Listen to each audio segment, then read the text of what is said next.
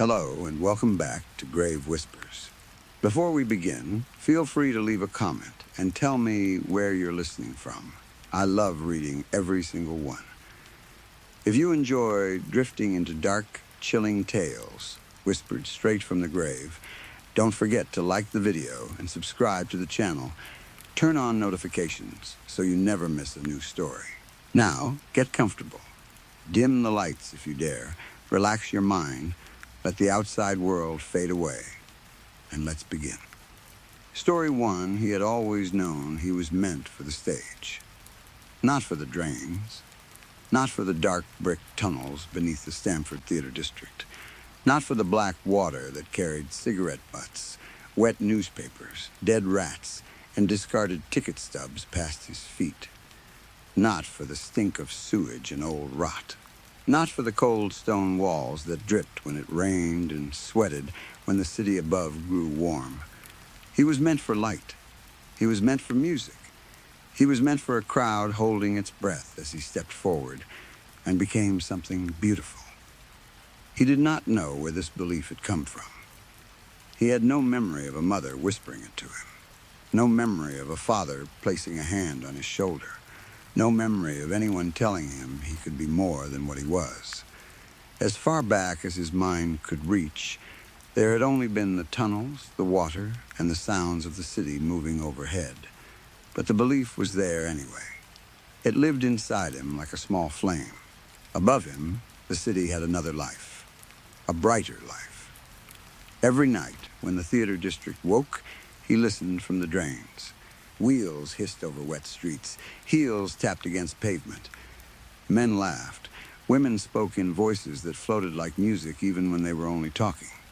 Doors opened and shut. Engines purred.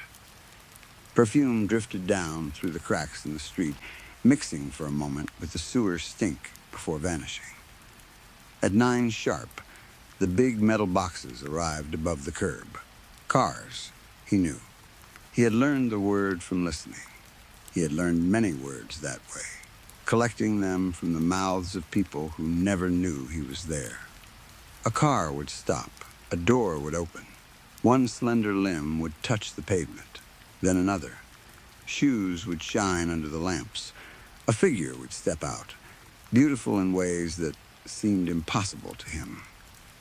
Smooth skin, bright hair, clean clothes, hands that moved softly through the air, faces lifted toward the theater lights as if they had been born to be seen. Sometimes 2 figures stepped out together. One would take the other's arm, and they would cross the sidewalk toward the great theater doors. The streets seemed to change when they walked through them. The lamps grew warmer. The wet pavement shone brighter. Even the night itself seemed to move aside for them. He envied them. Not with hatred at first, only with longing. He envied their freedom, their voices, their shape, and the way people looked at them. He envied the world that opened when they arrived.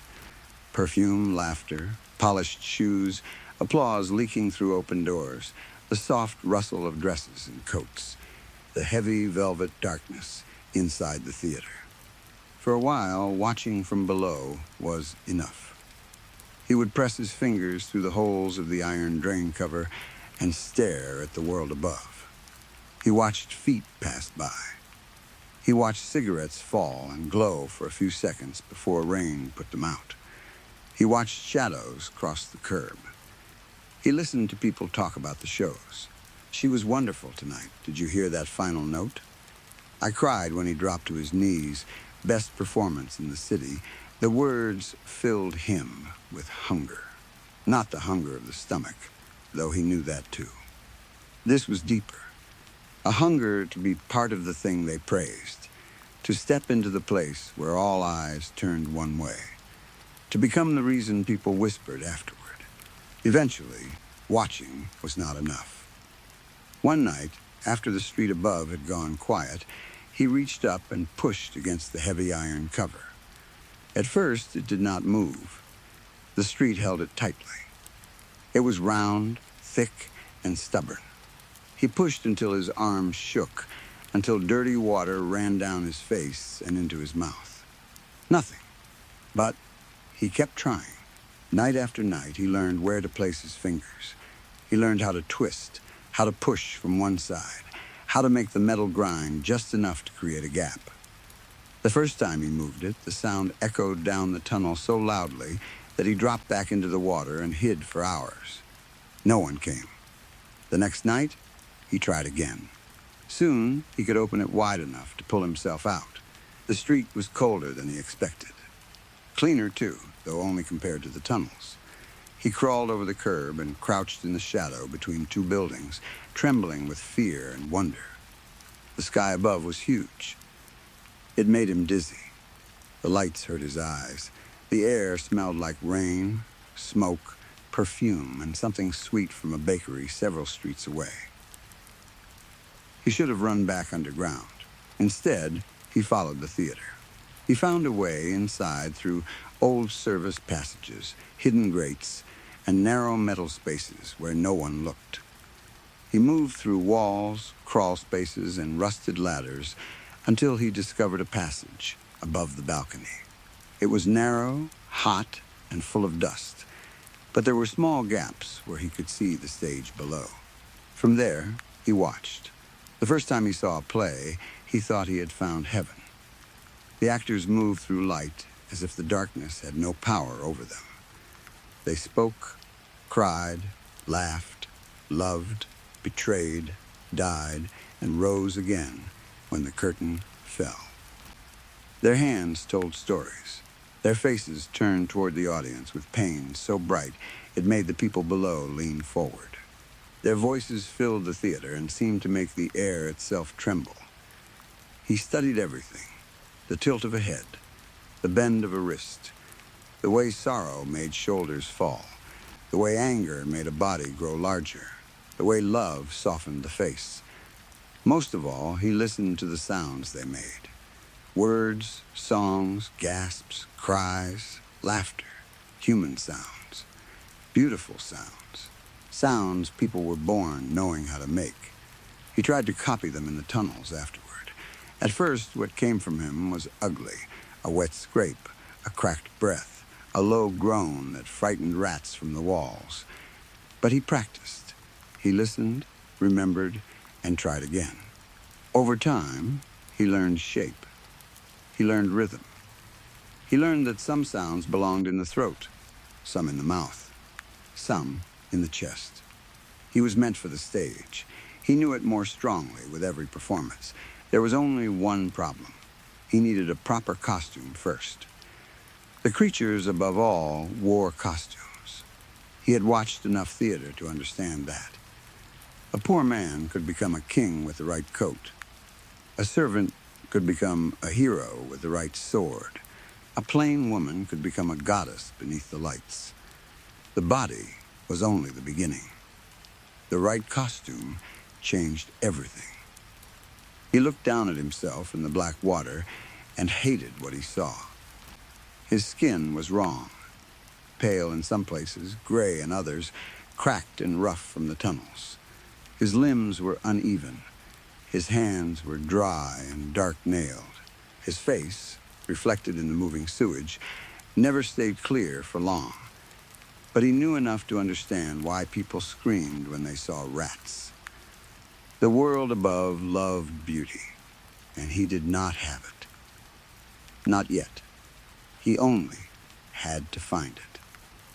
Alice Bellamy did not mind the cold that November night. After the heat of the stage lights, the cold air felt good against her face. She stepped out of the theater with her coat open and her green dress bright beneath the street lamps. Her red hair, curled carefully for the performance, had begun to loosen in the damp air, falling around her cheeks in soft waves. She touched it once, smiled to herself, and kept walking. She had sung well that night. She knew it from the applause.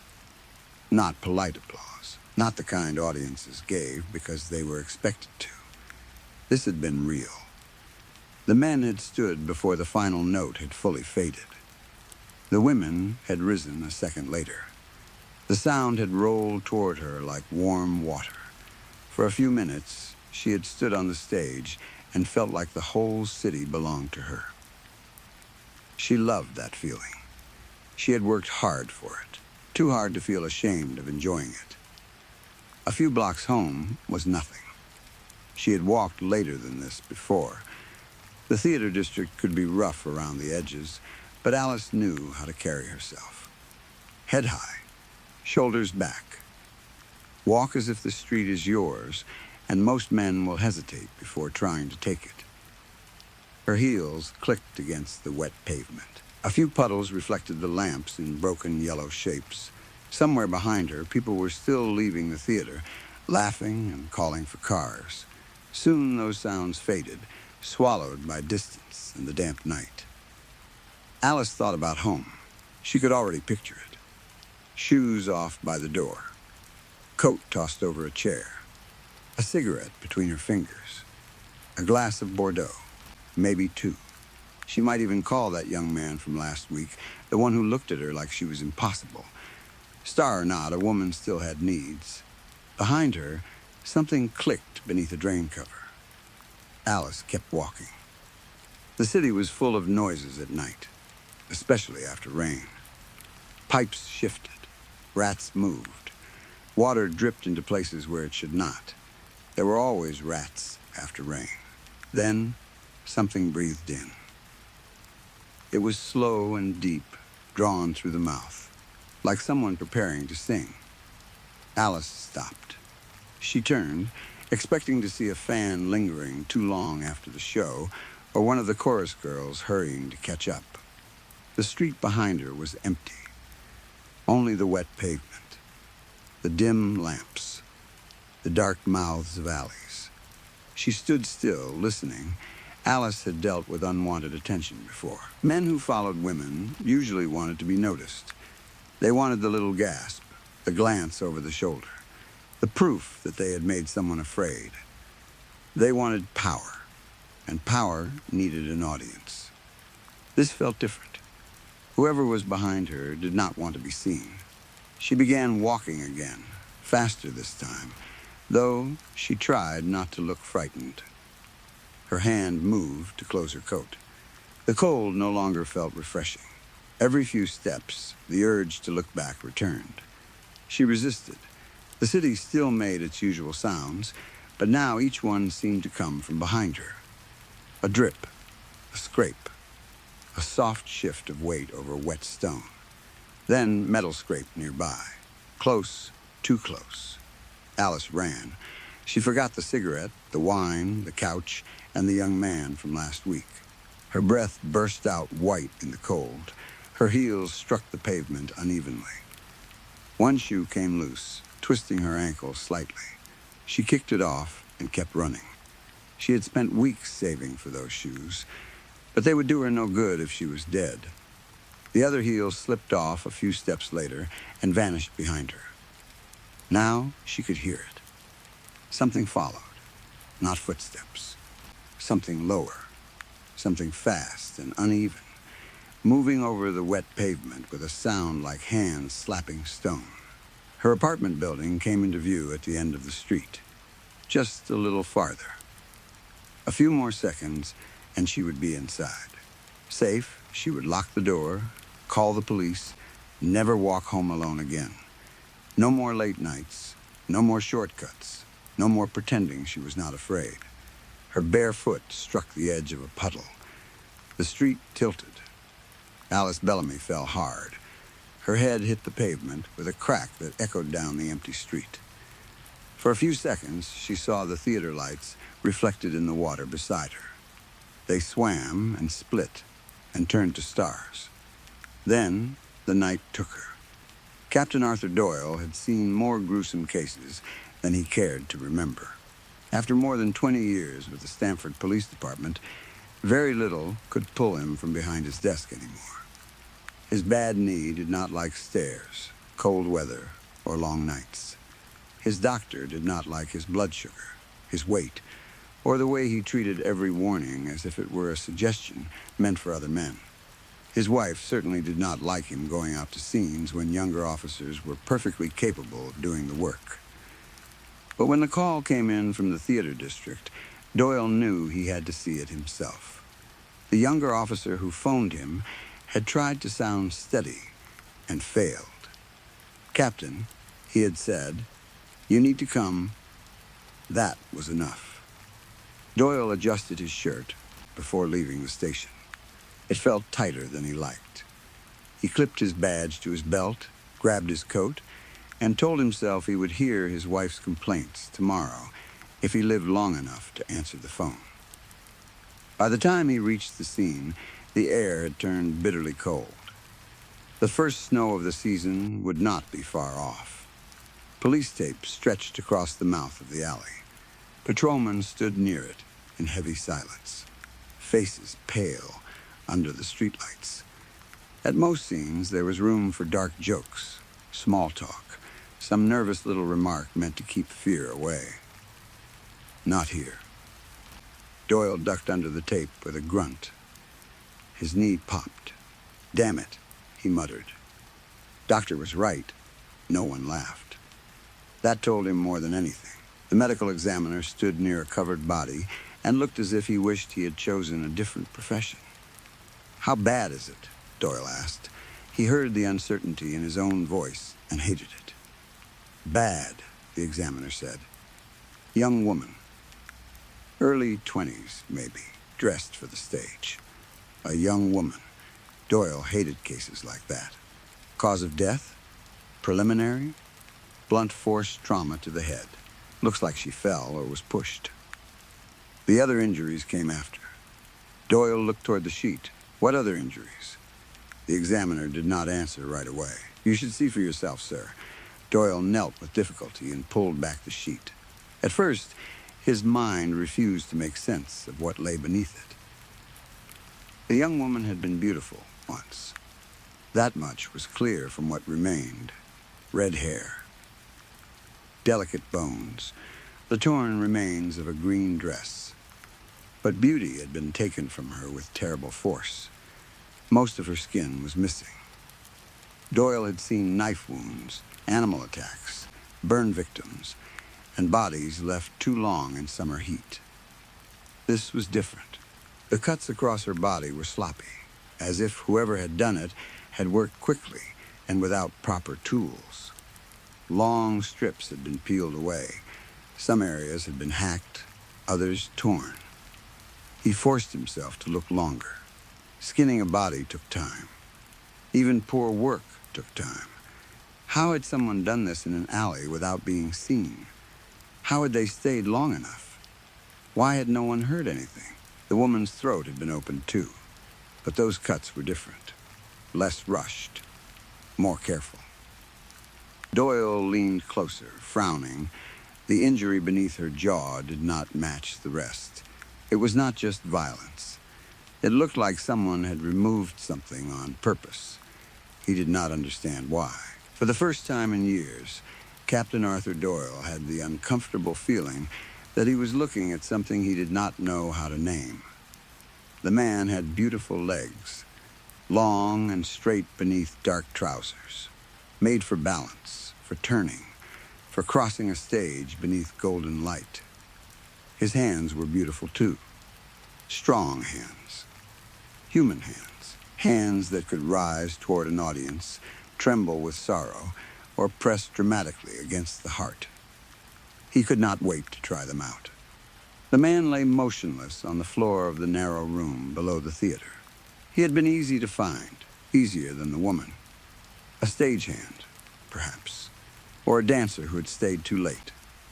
It did not matter. He had followed him through a service door and struck him once at the base of the skull. He had learned from Alice. A blow to the head quieted them. He had not meant for Alice to fall. Not at first. He had only wanted to get closer, to touch the green dress, to ask how she made those sounds come from her throat, to borrow what she did not need all the time. But when she had fallen and the blood had spread, he had understood something. Costumes could be taken. Now the man breathed wetly through his open mouth, while blood spread beneath him. Not dead yet, but quiet enough. The creature wrapped his dry hands around the man's leg. The skin was soft beneath his fingers, warm, tender in a way his own had never been. His hands looked wrong in comparison, cracked and rough, nails dark from the tunnels below. The bone broke with a loud snap. The sound startled him. He froze and looked at the man's face, waiting for him to wake. The man only breathed through his open mouth. His eyelids fluttered once, then settled. Good, the leg did not come away as easily as he had hoped. It clung stubbornly to the rest of the body. Bodies were strange like that. They seemed whole from the outside, but inside, everything held on. Muscles, strings, ropes, wet cords, everything connected, everything refusing to be given. He twisted carefully at first, then harder. Something deep inside gave way. He pushed his fingers into the wound and pulled at what still held the leg in place. It took longer than he expected. He did not like the sound. He did not like how messy the costume making was. On stage, everything looked clean. A person entered as one thing and became another under the lights. No one showed the work. He reminded himself that beauty took effort. His costume was almost complete. Just a few more pieces. Slowly, he became beautiful. It was not easy. He had to rearrange the skin many times before it fit properly. Alice's face had torn near the jaw, and he had to hold it in place with wire he found near the stage rigging. The arms did not match perfectly. One hand belonged to the man, one to someone else taken near the loading door. The legs were hard to attach, but they held if he tied them tightly and moved with care. At first, walking was difficult. The legs did not want to work together. One dragged, the other bent too late. The knees confused him. He fell often in the sewer tunnels, splashing into black water while rats scattered. But he was patient.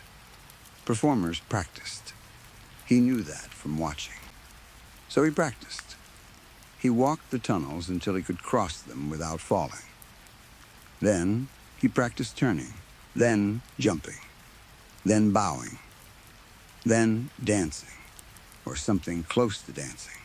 Sometimes the skin slipped, and he had to fix it.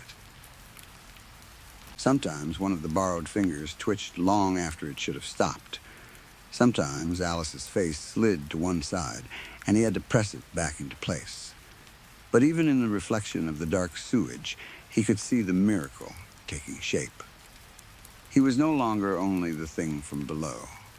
He had legs, hands, a face, a throat, a voice. The voice mattered most. He had taken what he needed from Alice's throat with care. He did not understand all of it, not in the way doctors might, but he understood enough. Sound came from somewhere deep and delicate. He had watched singers touch their necks after performances. He had listened to the way voices rose and trembled. He knew that what made them wonderful was hidden inside. Now, it was his. At first, the voice came out broken, wet, wrong, but with practice, it improved. It was not Alice's voice exactly, not the man's either. It shifted between tones, sometimes sweet, sometimes low, sometimes scraping like metal through stone, but it sounded more human than anything he had made before. Soon it would sound beautiful. Soon he would stand before them. Soon they would love him. The Stamford Theater was packed that night. People from all over the city had bought tickets weeks in advance. This was not a performance anyone wanted to miss. The stage had been decorated with elaborate flowers arranged to look like a meadow at sunrise. Painted clouds hung above it. Soft gold light touched the set before the curtain even rose. Lodi Marchand, the famous singer from Paris, was scheduled to perform. Critics called her voice the most angelic in Europe. Wealthy couples filled the front rows. Young performers crowded the balcony, hoping to learn something by watching greatness. Reporters sat with notebooks ready. Everyone in the theater knew they were about to witness something special. Behind the curtain, He waited. He had entered through the old service passages and hidden until the moment came. No one had seen him clearly. One man had glimpsed him near the ropes and fainted, but the creature did not understand why. Perhaps the man had been overcome by excitement. Now the audience murmured in the dark. The sound thrilled him. So many people. So many eyes. He had never seen the theater so full. All these years he had watched from hidden spaces, pressed in the dark above them, dreaming of the stage. Now he stood behind the curtain in his beautiful costume, ready to be seen. His borrowed fingers trembled. The murmurs faded as the house lights dimmed. Only the false meadow remained lit. The curtain began to rise. He could hardly believe it. His dream was coming true. The fabric lifted inch by inch. Light touched his feet first, then his legs, then his body. Then Alice's face stretched over his own. He stepped forward. Hundreds of faces turned toward him. Hundreds of eyes widened. For one perfect second, the theater was silent. He thought they were amazed. They had to be. They were stunned by what he had made of himself, by the miracle, by the beauty of a creature from the dark becoming one of them. Any moment now, applause would come. They would rise. They would praise him. They would understand he had only wanted what they had. Then, someone screamed. The sound hurt his ears. Another scream followed. Then another. The audience broke apart. Faces twisted in horror. People rose from their seats and pushed toward the exits. Some stumbled between the rows. Others climbed over seats, knocking one another down. Women cried. Men shouted. A child wailed somewhere in the balcony. The theater filled with the ugly sounds of fear. No, they did not understand yet. That was all. He had not shown them properly. Actors did not stand still and wait to be loved. They performed. They sang. They danced. They made the audience feel what they were meant to feel. He knew what to do. He opened his mouth and sang. The sound that came out tore through the theater. It was high, sharp, and wrong. Pieces of beauty flickered inside it, but they were broken apart by something inhuman. It sounded like a woman singing through a throat full of water, like metal scraping bone, like a choir drowning underground. People screamed louder. He sang louder, too. He moved across the stage, trying to dance the way he had practiced. His legs jerked and crossed. One foot dragged through the painted flowers. He lifted one arm, then the other, but they rose unevenly. His balance failed. He stumbled, caught himself, leapt, spun, bowed. The movements became frantic as panic filled the theater. Why were they leaving? Why did they not love him? The doors to the Stamford Theater swung open, and the sound hit Captain Doyle like a physical blow. He winced. It came from the stage, a shrill, piercing cry that might once have been singing, but had been bent into something unbearable. Officers rushed in behind him, shouting for people to move. The lobby was chaos. Audience members pushed toward the exits, some crying, some vomiting, some unable to speak. Doyle forced his way through the crowd with his service pistol drawn, his bad knee screaming with every step. When he entered the main theater, he nearly stopped. The thing on the stage had tried to make itself look human. It had failed. Rotten skin stretched across its body in the wrong places. Some parts were pulled too tight. Others hung loose. A young woman's face had been laid over its own like a mask, expressionless, except for the wet movement beneath it. The mouth opened too wide when it sang. One cheek had slipped, revealing something gray and raw underneath. It stood on human legs, but not evenly. One dragged behind the other. Its arms were mismatched, one longer, one shorter, the hands hanging at different heights. Strips of skin had begun to tear free as it moved. They dropped to the stage with wet slaps.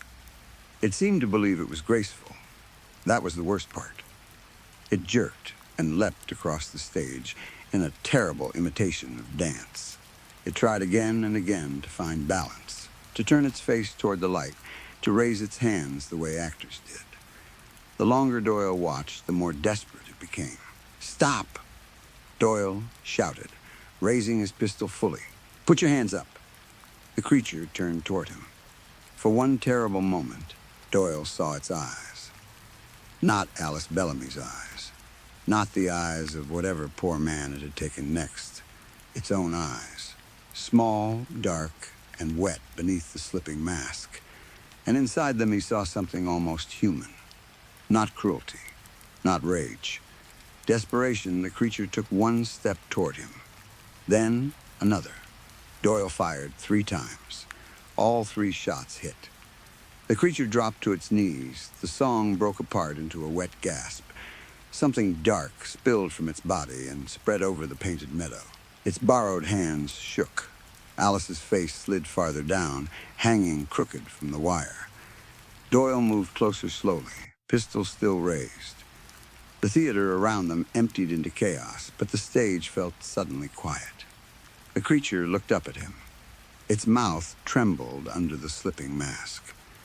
Doyle had questions he did not know how to ask. Where had it come from? How long had it been below the city? How many people had it taken? How much of what he had seen in its eyes was real, and how much was only his own tired mind trying to find meaning in horror? He knelt in front of it, despite the pain in his knee. "What are you?" he asked. The creature lifted one hand as if trying to reach him. The borrowed fingers would not obey. They curled weakly and dropped. Its mouth opened.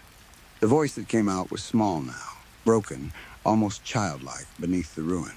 "S-Star," Doyle said nothing. The creature's eyes shifted toward the lights above the stage. He had always known he was meant for the stage. He had watched the beautiful people for so long. He had studied their voices, their steps, their shining faces. He had only wanted to be one of them. To stand beneath the lights. To be admired. To be heard. Now the light above him blurred. The audience was gone. His costume was coming apart. His final admirer knelt before him with a gun in his hand and sadness in his eyes. Every performance had to end. He understood that now. The theater lights faded. The music stopped. And the thing from beneath the Stanford Theater District died believing that. For one brief moment, he had finally been seen. Story 2. Staring at the answer filled me with horror. It was not the sudden kind of horror that makes you scream or jump back from a dark doorway. It was slower than that.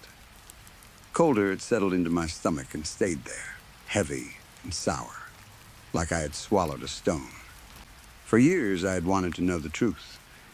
I had wanted to understand why I always felt watched, why every stranger's smile seemed to hide recognition, why every person who walked too close behind me made my hand tighten around the top of my cane. I had spent decades feeling like the world outside my home was full of hunters. I had lived trapped in places I was supposed to feel safe. My apartment, my bedroom, my car, with the doors locked and the engine running. I avoided grocery stores at busy hours. I avoided reunions. I avoided old friends. I avoided people who might remember the girl I had been before the accident, before the limp, before the cane, before the feeling that someone had written my name on a list and was slowly working their way toward it.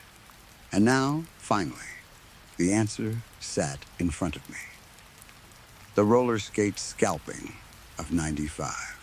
That was what they called it. Not Erwena's accident. Not Erwena's death. Not the tragedy at the rink. The roller skate scalping of '95. I stared at those words until they blurred. There was something so cruel about the phrase that I could barely breathe. It made her sound like a campfire story. A headline. A sick little reference passed around by people who liked their horror easy and catchy. It reduced her life to the worst thing that had happened to her body. Somehow, it dehumanized her more than the accident itself. Or maybe it hurt because I had been there. Maybe it hurt because I could still hear the song. Green Day's When I Come Around had been playing that day, blasting through the rink speakers so loudly that the floor seemed to vibrate with it. I remember the lights flashing in red, blue, and purple.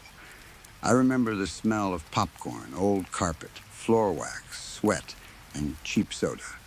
I remember the sound of wheels rolling over polished wood and the squeal of laughter from people trying to show off. I remember Erwina skating ahead of me. She had always been better than everyone else. Not professional or anything like that, but graceful in a way the rest of us were not. She could turn without thinking. She could skate backward while talking. She could laugh and move at the same time, like her body had already made peace with balance. I loved skating. It was freedom to me. It was where I went when life felt too heavy. When I was on skates, the world became smoother. My worries fell behind me. The rink turned into a place where emotions could leave my body through movement.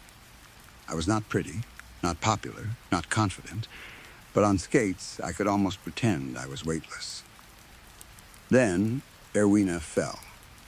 I never saw exactly what caused it. One moment she was moving with everyone else, her hair swinging behind her, and the next she was down on the floor. I remember the Montgomery boys coming up too fast. I remember screaming. I remember wheels rolling over her hair and fingers before anyone could stop them. One of the older Montgomery boys went over her hand first. His inline skate caught her thumb and severed it. Another wheel tangled in her hair and ripped a chunk from her scalp, skin and all. Blood sprayed across the polished floor in a bright arc that still visits me in dreams. Then Parker tripped over her. He was bigger than most kids our age, already built like someone who would grow into a heavy, unhappy man. He came down hard on her body. His weight landed wrong. Her neck broke. The music kept playing. That was the part that never made sense to me afterward. The song did not stop immediately. For a few seconds, maybe longer, Green Day kept blaring over the speakers while people screamed and fell and skated into each other, while Erwina lay twisted and bleeding on the rink floor. I had been close enough to reach her. That was the piece that ruined me. I tried to stop myself from hitting her, too. I threw my weight sideways and went down hard, wrecking my right knee. The pain was instant and blinding, but I remember not caring about it at first. I only remember trying to crawl toward Erwina and someone pulling me back. To this day, I walk with a cane. The doctors never fully understood why my leg got worse instead of better.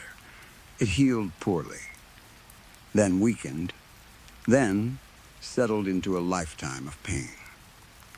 I went through therapy. Surgeries were discussed, then abandoned. Braces, exercises, pills, specialists, nothing fixed it. Every step I have taken since that day has reminded me of Erwina falling. She spent 6 weeks in the hospital on life support. Then some cold combination of insurance, medical advice, and adult decisions ended it. That is how people say it when they do not want to say a child was allowed to die. They pulled the plug. I remember the funeral. I remember Babbitt, Erwina's mother, sitting stiff and dry-eyed, like grief had frozen her from the inside. I remember Rihi, Erwina's brother, standing beside her with a face so blank it scared me more than crying would have. I heard later that their father was missing. I also heard later that Rihi had gone to live on his uncle's ranch, or had been sent to a mental hospital, or maybe both, depending on who was telling the story. I remember Charlie at the rink when it happened, his mouth hanging open while he held the drinks he had bought for himself and Erwina. I remember Candace, Erwina's best friend, shrieking so loudly that other people started crying just from hearing her. But for some reason, Neither of them came to the funeral. Half the school did, though. For a while, everyone acted destroyed. Teachers spoke in gentle voices. There were assemblies. There were ribbons. People left flowers near her locker. Everyone swore they would never forget. Then, they forgot. People always do. The Montgomery boys went on to college. Eventually, they took over their father's used car dealership. Parker, the one who had landed on Erwina and broken her neck, disappeared from normal school after the accident. I heard he was homeschooled. I heard he had a breakdown. I heard his parents moved him somewhere else for a while. Years later, I found out Parker had been one of the victims in the Desch's killings in the early 2010s. Except, according to Agent Vargas of the FBI, that was not exactly true. He sat across from me at a metal table with another agent named Sommers beside him. Vargas was calm, careful, and tired looking. Sommers was sharper, the kind of woman who watched your face as if your expression might confess something before your mouth did. Vargas slid a folder toward me. Inside were copies of reports, pictures, timelines, and one article from some fringe magazine that apparently followed FBI investigations too closely for comfort. That was where I saw the phrase. The roller skate scalping of '95. I refused to touch the page after reading it. Vargas leaned forward. "Patty," he said, "you should sign this. We can put you into witness protection until we catch Babbitt." I looked at him. "Babbitt?" He nodded. "She has killed 5 people already, and we are certain she killed Parker. We believe she may be looking for you." The room tilted slightly. According to the FBI, Babbitt had become a serial killer after her daughter's death. The original 5 victims were all connected to what had happened to Erwina. Mr. Montgomery, a health insurance agent, a life support technician, the owner of the roller skating rink, one of the Montgomery boys. All of them had been skinned, not partially, not symbolically. Degloved, that was the word Vargas used, and I hated him a little for knowing how to say it so professionally. Their skin had been removed from their bodies with patience and skill. The murders happened over the course of 10 years after Erwina's death. The FBI suspected Babbitt in all 5. They also believed she might have killed at least 2 more victims later, including Parker and the DJ who had worked at the skating rink that day. Those last 2 did not fit the original method. Parker had been shot, then stabbed 157 times. The DJ had been run over 5 times, then beaten with a tire iron. Vargas said those murders seemed personal, as if skinning had not been personal enough. I sat there, listening, feeling guilt and sickness rise together inside me. I had loved Erwina, not in the way adults might twist that word, and not in the dramatic way children sometimes say they love someone after one kind moment. I had loved her like a protector, like a big sister I wished I had. She used to tease me about my braces, but never meanly. If anyone else made fun of me, she would turn on them immediately. She had a way of making me feel included without making a big show of it. When she died, something inside me stopped healing. Maybe that was why my knee never got better. Maybe my body decided to remember what the rest of the world forgot. I stared at the witness protection papers and shook my head.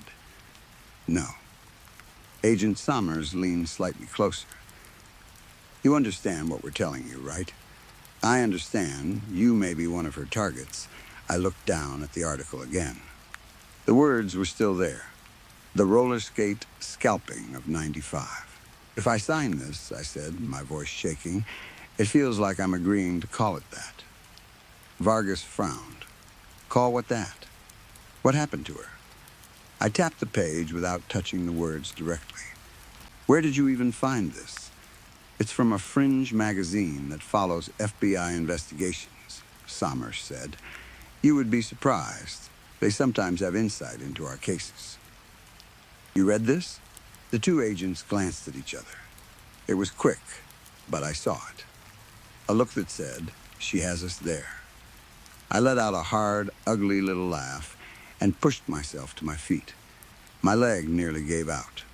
Pain shot up my thigh, but I kept my face still. Sommers slid a card across the table. "Maybe you should go see your old classmate Montgomery," she said. "It might give you a different perspective." "Why?" "Because he's been living with us too," I took the card. Vargas added, "If you change your mind, the papers will be ready. And if you see Babbitt, call the police immediately. There is a warrant for her arrest. She has avoided capture for years." "She's probably a bag lady by now," I muttered. "Reading your magazine." They gave each other that look again, like they had already heard the profile. When they were finished with me, I did what Sommers suggested. I went to see the last Montgomery. The dealership was not hard to find. Everyone in town knew it. Montgomery Auto Sales sat just down the street from the old roller skating rink, which had been closed and condemned for years. I had not realized until that day how close they were to each other. From certain windows in the dealership, you could see the rink's roofline beyond the lot. It felt wrong, like building your life beside a grave. Montgomery rarely left his office, from what I learned. He went from his fortified home to his fortified office and back again. No restaurants, no bars, no vacations, no public events. His life had become a protected tunnel between two locked rooms. When I finally got in to see him, I understood why. There was an automatic pistol on his desk. The windows were tinted and made from thick, custom glass. Bulletproof, I assumed. His office door looked stronger than the cockpit door on a commercial airplane. He wore a cheap blue suit stretched over a body that had grown wide and heavy with age. Beneath the suit, I could see the outline of a protective vest. His eyes were bloodshot. His face sagged with exhaustion. Behind him was a board covered in photographs, notes, red strings, dates, newspaper clippings, and names. A murder board. "There's a lot more than 5, I said before I could stop myself. Montgomery did not ask what I meant. "What do you want, Patty?" I noticed my photo on the board. Mine, next to his. Beside them was a blank index card with only one name written on it. "Reggie. I spoke with the FBI, I said. "They want me to sign myself over to the U.S. Marshals or something." "Witness protection, yes." He gave a dry laugh. "I wouldn't sign either, that surprised me." "No?" "The killer is among us." The paranoia in his voice chilled me because it sounded too much like my own thoughts. I stepped closer to the board. "You have over 20 victims up here, 23 confirmed, in my opinion," he said. "Maybe more. Who are the rest?" "Employees from the rink, people from the hospital, Erwina's estranged father, 2 classmates from our year, witnesses, bystanders, people who were too close to the first murders. I've tracked obituaries, news reports, police scanners back when you could still get useful things from them, court records, everything. The FBI thinks it's Babbitt. The FBI wants it to be Babbitt," he said. "You don't?" "No, not all of it." He leaned back in his chair, his hand near the pistol. "Babbitt invited the main victims to dinner about a year after Erwina died. Said she had forgiven everyone. Said she needed peace. They all showed up because people love being forgiven when they don't deserve it." I stared at him. "You went?" He looked away. "I was sick that night. Or too scared. Depends how honest I feel like being." "Then who did?" "My father. My brother. The rink owner. The insurance man. The technician. A few others. And then they started dying, yes." I looked back at the board. "So that leaves you, me, and Reggie." Montgomery's eyes flicked toward the blank card. Regi went to live on his uncle's ranch after the funeral. After the uncle died, he spent 2 years in a mental hospital. The Skinning murders stopped around the same time he was released into a special care program. That sounds like a reason to suspect him. It also sounds like an alibi. He was monitored, medicated. By who? Montgomery hesitated. There is this doctor, a strange therapist they call Dr. Sweet. German, I think. Some people say he was involved in old wartime experiments, but the dates don't make sense. He would be too young or too old, depending on which rumor you believe. Either way, he became obsessed with Regi's case. What kind of case? I don't know. Trauma, grief, violent fixation. Something. Dr. Sweet put him in a special rehabilitation program. Top secret, or sealed, or privately funded. I tried finding details. Nothing. And the FBI? I told Vargas and Sommers. They said it had nothing to do with the killings. Dr. Sweet confirmed Regi was in the hospital when the first murders happened. And what if he wasn't? Montgomery looked genuinely puzzled. I don't know, he said. I hadn't really thought of that. I stared at the blank card. Then I said, softly, Erwina was a really great older sister. The words surprised me, because they felt true. She had not been my sister, but my heart had made her one long ago. Montgomery closed his eyes. Yeah, he said. Believe me, I've had a long time to regret what happened. I've lived my whole life like I'm in prison, except worse. Prison has walls, rules, a schedule. This is like being on death row, except the execution can come any hour of any day. And I know it will be horrible. I looked out the tinted window toward the old rink. What about the roller skating rink? What about it? It's still there, boarded up. Condemned. I think I'm going to go back, he stared at me. Why? I don't know, that was the truth. Or part of it. Nobody had answers. But our conversation had stirred something in both of us. The FBI thought Babbitt was hunting us. Montgomery thought anyone could be an assassin. I thought of Regi, Dr. Sweet, Candace and Charlie missing from the funeral, the old rink sitting there like a sealed mouth. Montgomery stood with a grunt and picked up his pistol. Maybe I should come with you, he said. It's the least I can do. I took my cane. We've both felt hunted for a long time, he nodded. And guilty? Yes. I don't want to live like this, he said. Neither do I. We left his office together. Outside, the summer light was bright enough to hurt. Salesmen moved quietly around the lot, avoiding our eyes. Cars gleamed under the sun. The old skating rink waited down the street. Its peeled yellow paint faded almost white in places. Graffiti blooming over the boarded windows. Grass grew through cracks in the pavement. It looked abandoned, but not empty.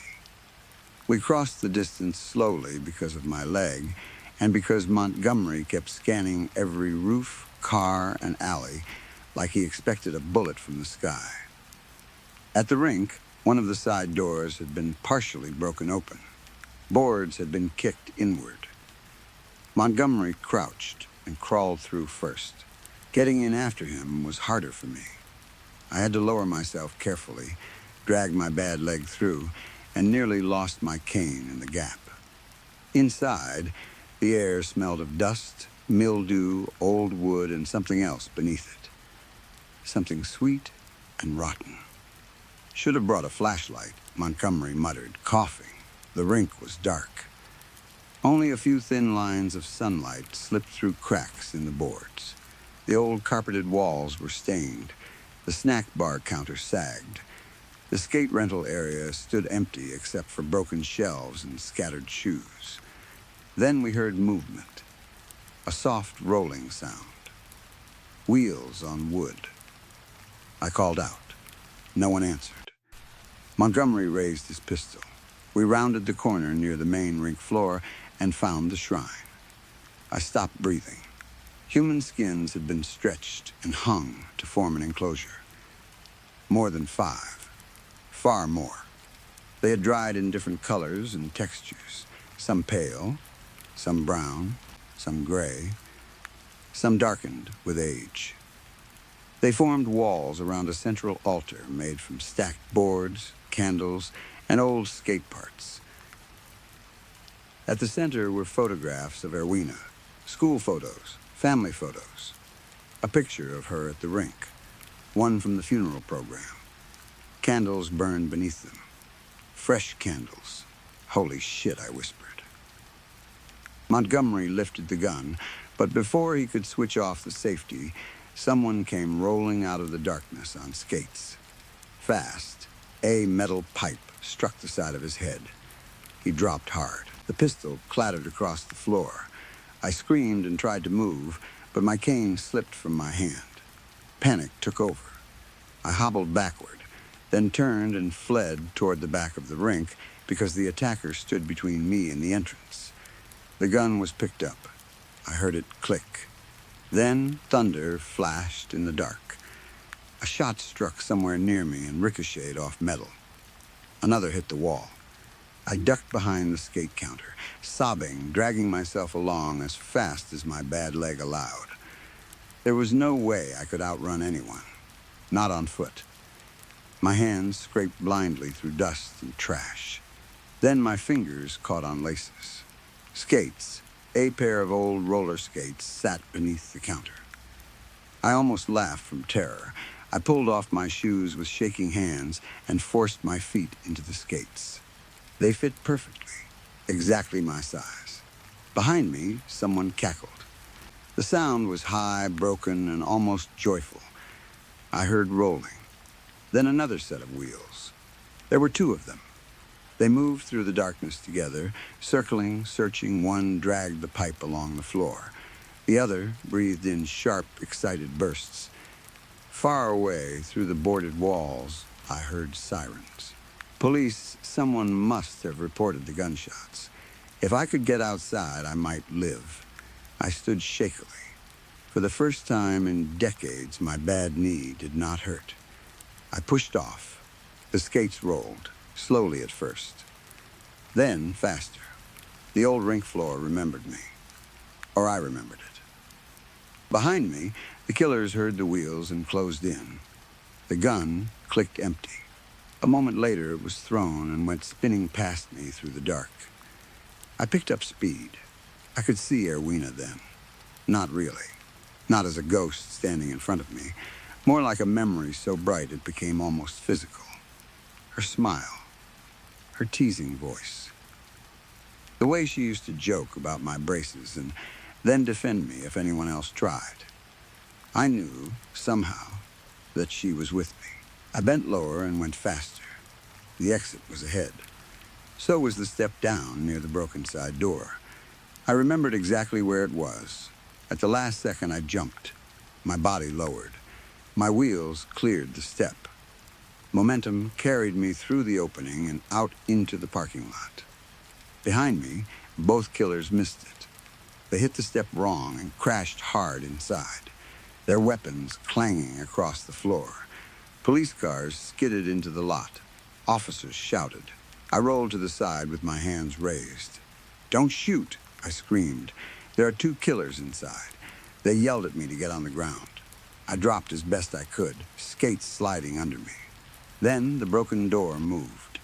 A man and a woman crawled out, dressed in filthy rags, both wild-eyed and armed. One held the metal pipe, the other had a knife. For one impossible second, I recognized them. Candace, Charlie, or what was left of them. They did not listen when police ordered them to drop their weapons. They did not even seem to hear. Their eyes were fixed on me, burning with a candlelight vigil that had never ended. They came for me. The officers fired. Bullets hit them again and again. Their bodies jerked backward on the skates, rolling in reverse with each impact. For a moment, they stayed upright, as if hate alone held them standing. Then they fell. The light faded from their eyes. Later, as paramedics wheeled Montgomery out on a stretcher, I limped beside him. His head was wrapped in gauze. His eyes were half open. "It's over," I told him. They got both of them. He turned his head just enough to look at me. Then he shook it weakly. "It never ends." I wanted to tell him he was wrong. I wanted to believe Candace and Charlie had been the last of it, that Babbitt was either dead or lost somewhere, that Reggie was still locked inside Dr. Sweet's program, that Erwina could finally rest, and so could we. But as they loaded Montgomery into the ambulance, I looked back at the rink. Through the broken doorway, inside the darkness, the candles around Erwina's pictures were still burning. Every single one. And from somewhere deep inside the building, where no living person should have been left, I heard wheels rolling slowly across the floor. Story 3. Arnie was the first person to call Beta Key a fraternity mafia. At first, I thought he was being dramatic. Arnie had always been the type to give things names that made them sound bigger and darker than they were. He liked scandals, secrets, hidden systems, and the ugly little truths people tried to bury. If a dean smiled too warmly at a donor, Arnie saw corruption. If a professor missed office hours, Arnie saw conspiracy. He had a way of talking that made everything sound like the beginning of a documentary. But the more I thought about it, the more the name made sense. Fraternity Mafia. That was exactly what Beta Key had become. The brothers had sworn themselves to what Arnie called the consensus narrative. That was the idea that whatever story the group agreed on became the truth, no matter what had actually happened. If one brother was accused of something, the others would say they saw him somewhere else. If someone got hurt, everyone would agree it had been an accident. If something went too far, the whole house would close ranks around the same lie. It was not written down anywhere. It did not need to be. It was a brotherly pact, though there was nothing brotherly about it by the end. It was protection. It was power. It was a way to make sure nobody could bring any of them to justice. Except me. At least, that was what I told myself. I had been part of Beta Key before Benny took control. I was not innocent. I won't pretend I was. During my time as a student, I covered for brothers when they were drunk, stupid, reckless, or breaking rules I thought were pointless. I had a jaded, anti-authority way of looking at things back then. If nobody was directly harmed, I did not see much reason to ruin someone's life over it. Stolen road signs, broken windows, cheating on exams, underage drinking, a fight here and there. I looked the other way more times than I want to admit. But Benny changed the house. He changed the meaning of silence. By the time I became senior alumnus, I was technically in charge of Beta Key. On paper, my word mattered. In practice, Benny had already gained control of the younger members. He was charming when he needed to be, cruel when he wanted to be, and frightening in a way that made people obey him before he even gave an order. He controlled the story. Once Benny controlled the story, the truth had no place in the house anymore. Arnie was the first victim. I know that now. It was not an accident. It was not a prank. It was not one of those stupid college disasters people try to explain away with alcohol, darkness, and bad luck.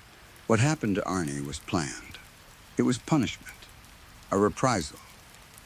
He had exposed something Benny had done when Benny was still connected to Phi Alpha Phi Alpha. I learned the details from Arnie himself. He called his source Deep Throat, half joking and half proud of himself. He pulled me aside one night and led me into the old brick tunnel between two campus buildings, where our voices echoed softly off the walls. The tunnel always smelled like dust, damp stone, and old heat pipes. It was the kind of place that made secrets feel natural. Arnie spoke in a low voice. The more he told me, the colder I became. I won't repeat every detail of what he said. Some of it still makes me feel sick. But it involved a girl named Jennifer, a party at Phi Alpha, and a cover-up that had followed Benny from one fraternity to another. Arnie had found enough to know Benny had not merely been present. He had been involved, deeply involved. When Arnie finished, he watched me carefully, as if he expected me to laugh, deny it, or run straight to Benny. I did not. I believed him. That scared me more than anything. Because if Arnie was right, then there was a monster living in our house, eating at our table, sleeping under our roof, smiling at us like he was still just one of the brothers. Arnie's opinion of me changed only slightly when I told him I believed him. He was too suspicious by nature to fully trust me, and honestly, he was right to be. I had protected Beta Key too many times before. But for a moment in that tunnel, he looked almost relieved. A few days later, Arnie went missing. A week after that, they found him in Great Creek. His neck was broken. The official story was misadventure. He had supposedly been walking across King's Bridge, slipped, fallen over the railing, struck the rocks below, and drowned. People accepted it, because people wanted to accept it. Arnie was known for wandering around at night. He was known for chasing stories and rumors. It was easy to turn him into the kind of person who would die doing something foolish. But I knew better. I knew what he had told me. I knew who had a reason to silence him. After Arnie died, Eddie wanted to talk. Eddie was not brave in the usual way. He was nervous, twitchy, always glancing around before saying anything important. But he had a conscience, maybe more than the rest of us. He told me one afternoon that he knew something about Arnie. He said we needed to talk somewhere private. We never got the chance. Before we could meet, Eddie disappeared too. That was when fear stopped being a thought and became a condition I lived inside. I began to feel certain Benny was behind Arnie's death and whatever had happened to Eddie. I tried to find out where Eddie had gone. I called his parents. They had not heard from him. I asked around campus, but everyone gave me the same vague answers. Maybe his grades had dropped. Maybe he had run away. Maybe he was embarrassed. Maybe he needed space. It was amazing how quickly a person could be turned into a rumor when enough people wanted him gone. Benny seemed completely unconcerned. That made it worse. After summer break, he announced he wanted to bring in new pledges. There were only a few of us left in the house at that point. Me, Benny, Joey, and Marky. Then Johnny moved in. Benny said Johnny was there as a prospect. I did not like it. I told Benny we had procedures, rules, and timing for that kind of thing. He smiled at me the way he smiled when he already knew he was going to ignore someone. Johnny was put in Eddie's old room. That detail bothered me more than anything. Eddie's things were gone. All of them. His posters, clothes, books, old laptop, even the chipped coffee mug he kept on his desk. Benny had cleared the room as if he were certain Eddie would never come back. I wanted to ask why. I did not. By then, I was afraid of Benny. It shames me to admit that, but it is true. I had seen enough to believe he had killed at least 2 people. I had no proof, no protection, and no reason to think I was safe. I slept badly. I locked my door at night. I kept my phone under my pillow. I started listening for footsteps in the hall the way children listen for monsters. Benny was used to throwing parties back when he had been with Phi Alpha, and he brought that habit with him. Technically, he was supposed to get my permission before inviting people over. Instead, he filled the house one night with beer, music, strangers, and a makeshift beer pong table in the living room. When I objected, he ignored me. Worse, he told Johnny that if he wanted to be one of us, He would have to prove himself. I told him we did not haze. Benny laughed. "Relax, Danny," he said. "Nobody's hazing anybody." That was one of Benny's talents. He could say something false with so much confidence that people around him started acting like it was true. Things escalated quickly that night. Johnny had been talking to a girl named Tisha. She was drunk. Too drunk. At some point, Johnny told her she should not stay the night, and he tried to get her friends to take her home. It was the decent thing to do. Benny did not see it that way. He was angry with Johnny for ruining the mood, or maybe for showing basic decency in front of everyone. I could see it in his face. He did not explode. Benny rarely exploded in public. He just watched Johnny with that flat little smile and started planning. The retaliation came later. We called it the Johnny's Mom incident afterward, though even that name makes me sick now. Benny put an inflatable doll in Johnny's bed. He told Johnny that if he wanted to be Beta Key material, he had to sleep beside it all night. People laughed. Johnny looked humiliated but tried to play along. Nobody knew there was a quarter stick of dynamite hidden inside the doll. We heard the explosion from downstairs. For a second, the whole house went silent. Then came Johnny's moaning. I will never forget that sound. We ran upstairs and found him in the ruins of his room. The mattress was torn open. Smoke hung in the air. Plastic and bedding were scattered everywhere. Johnny was alive, but barely. The lower half of his body was destroyed. His eyes were open, and he kept trying to say something, but the words would not come out right. We called an ambulance. Johnny did not survive the night. This time, the Beta Key Code of Silence did not protect Benny. At least, not at first. The police investigated. I told them Benny was responsible. Joey and Marky agreed he was behind it. For a brief moment, I thought the spell had broken. I thought maybe Johnny's death was horrible enough to make everyone tell the truth. Benny was arrested.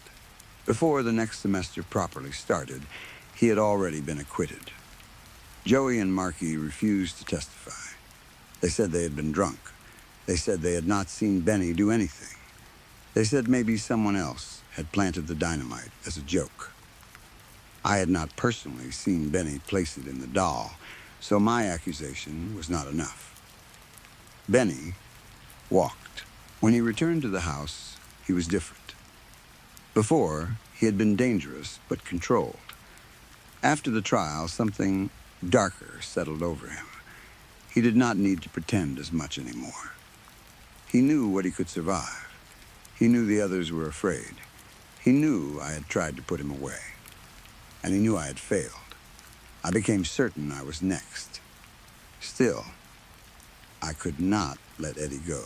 If Benny had killed Arnie, and if Eddie had known something, then Eddie's disappearance was not random. There had to be a reason. There had to be evidence somewhere.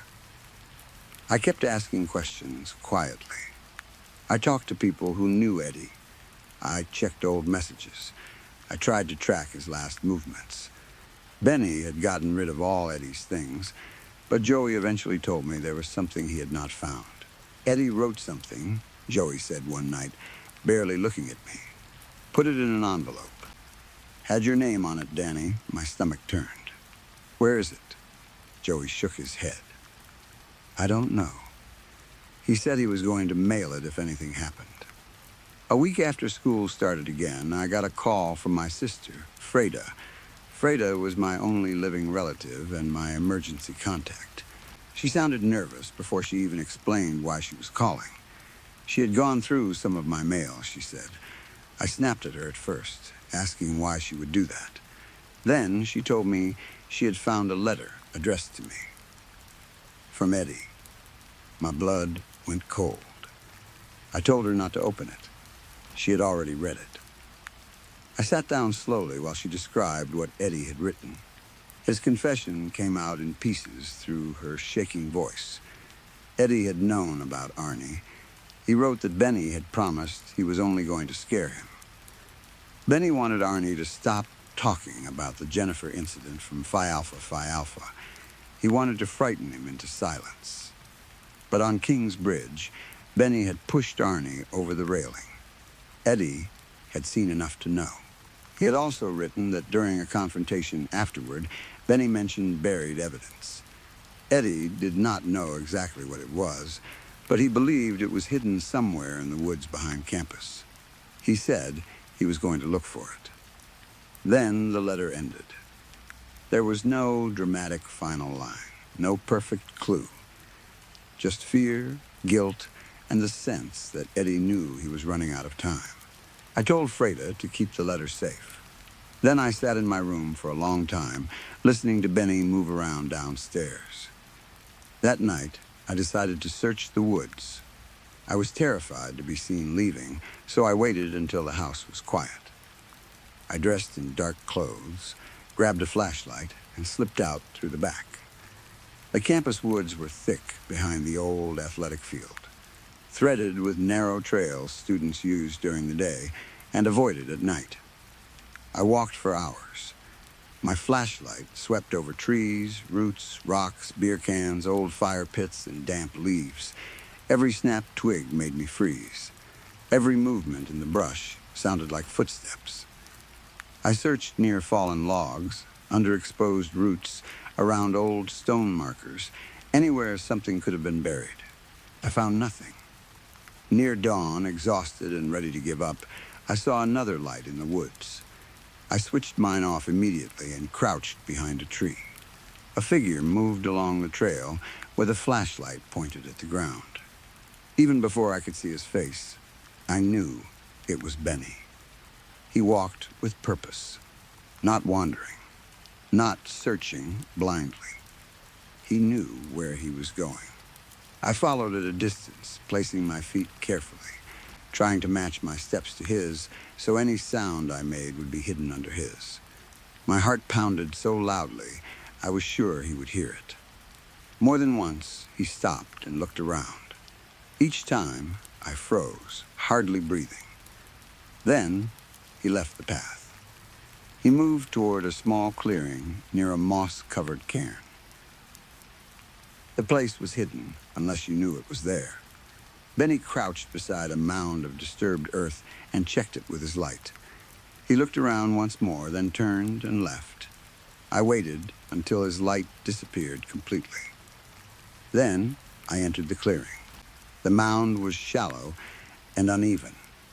Near the cairn, I found sheets and torn clothes stuffed between the stones. Some were stained dark. Some looked familiar in a way I did not want to examine too closely. I called the police.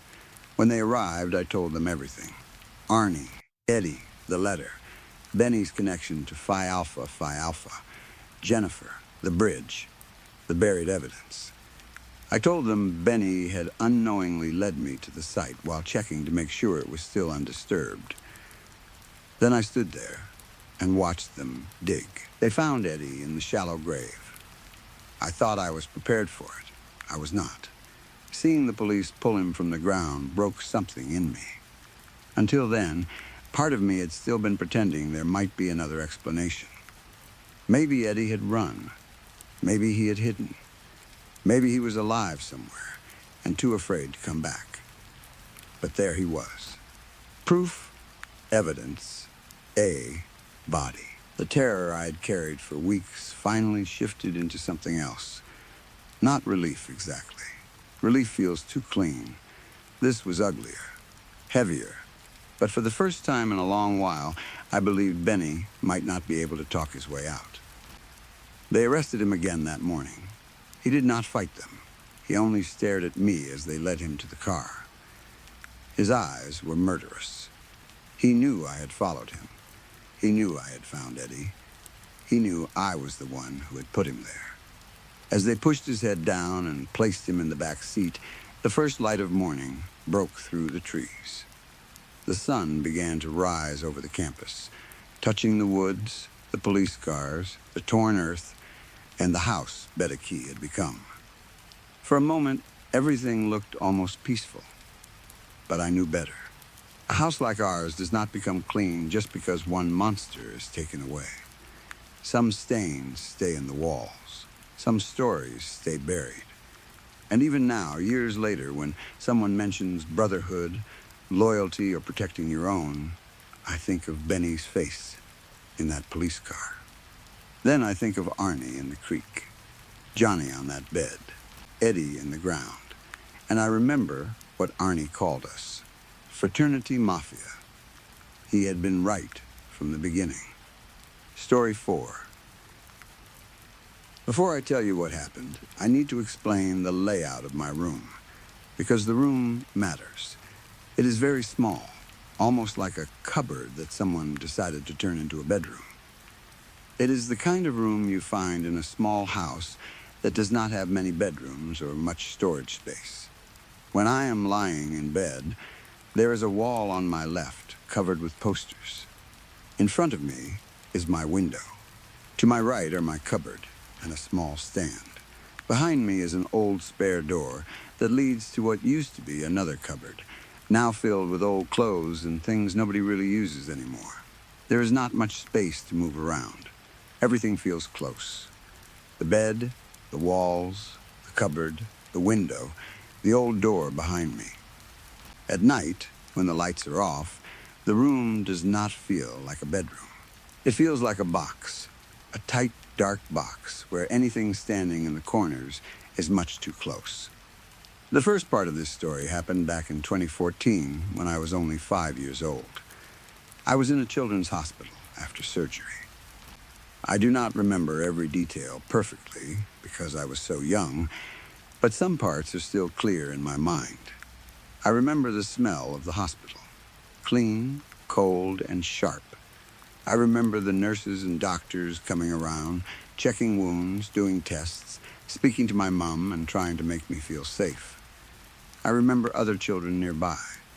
I remember hospital friends, soft voices, bright lights, and the strange feeling of being treated gently by strangers because they knew you were hurt. The day itself had been normal, at least normal for a child staying in hospital. Doctors came in and out. Nurses checked on me.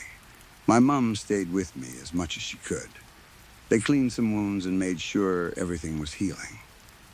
I was tired, sore, and probably confused in the way children are when they know something serious has happened to their body, but cannot fully understand it. That night, sometime around 9 or 10, I woke up needing the bathroom. It was September, and I remember the hospital feeling cold. Not freezing, but that autumn cold that creeps into buildings and settles in corners. A nurse helped me get to the bathroom and then helped me settle back into bed afterward. The ward was wide and open. My bed faced the reception desk of the children's ward. There were 2 other beds around me, though I cannot remember if there were children in them that night or if they were empty.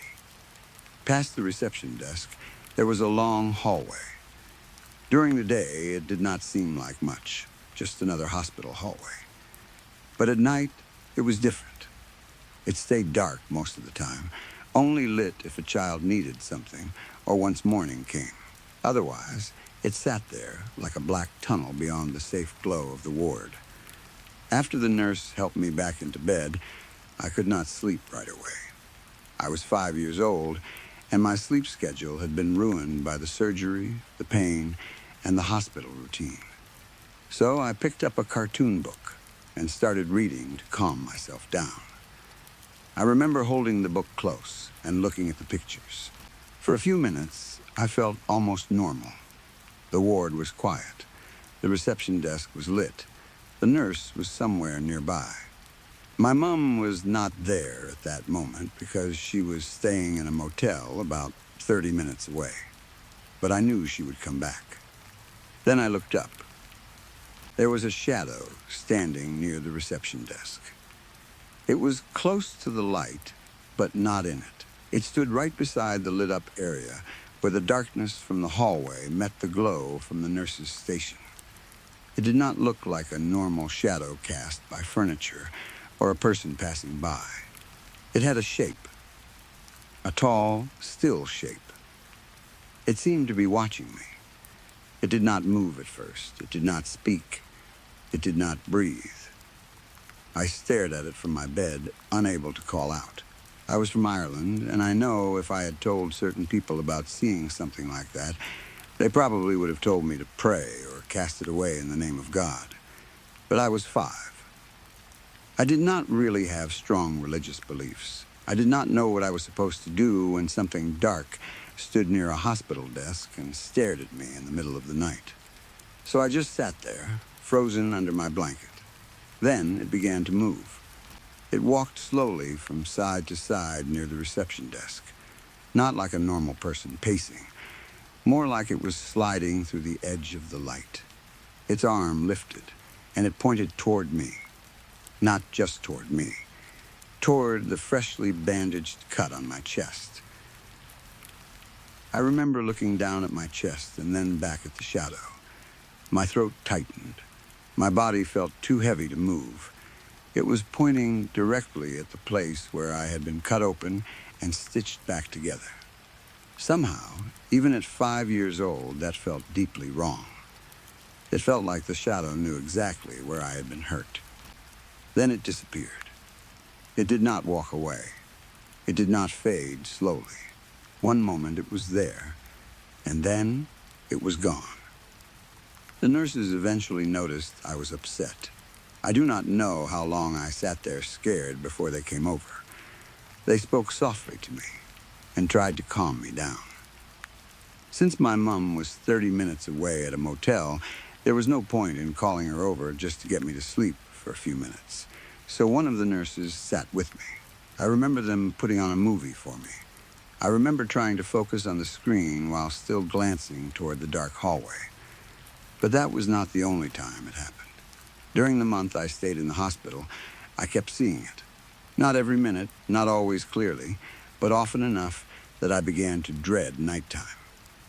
I would see the shadow near the hall, sometimes beside the reception desk, sometimes farther back in the darkness. It never spoke. It never came close enough for anyone else to notice.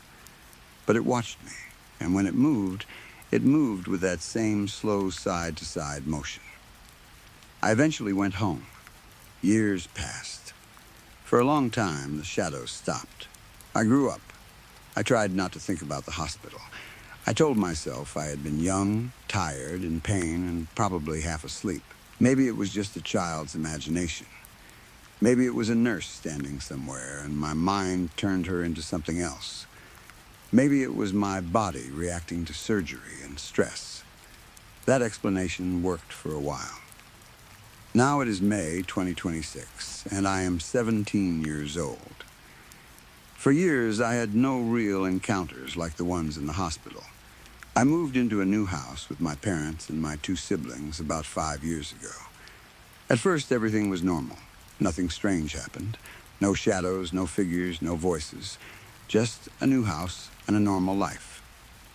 Then, around September or October of 2021, I started seeing glimpses again. At first, it was small things. I would turn a corner and see something pass quickly out of sight. A dark shape slipping across a doorway. A shadow moving where no shadow should move. I would look back, and nothing would be there. I brushed it off because that is what people do when they want to feel normal. I told myself it was my imagination. I have always liked horror movies and drawing dark, creepy things, so I thought maybe I was making myself paranoid.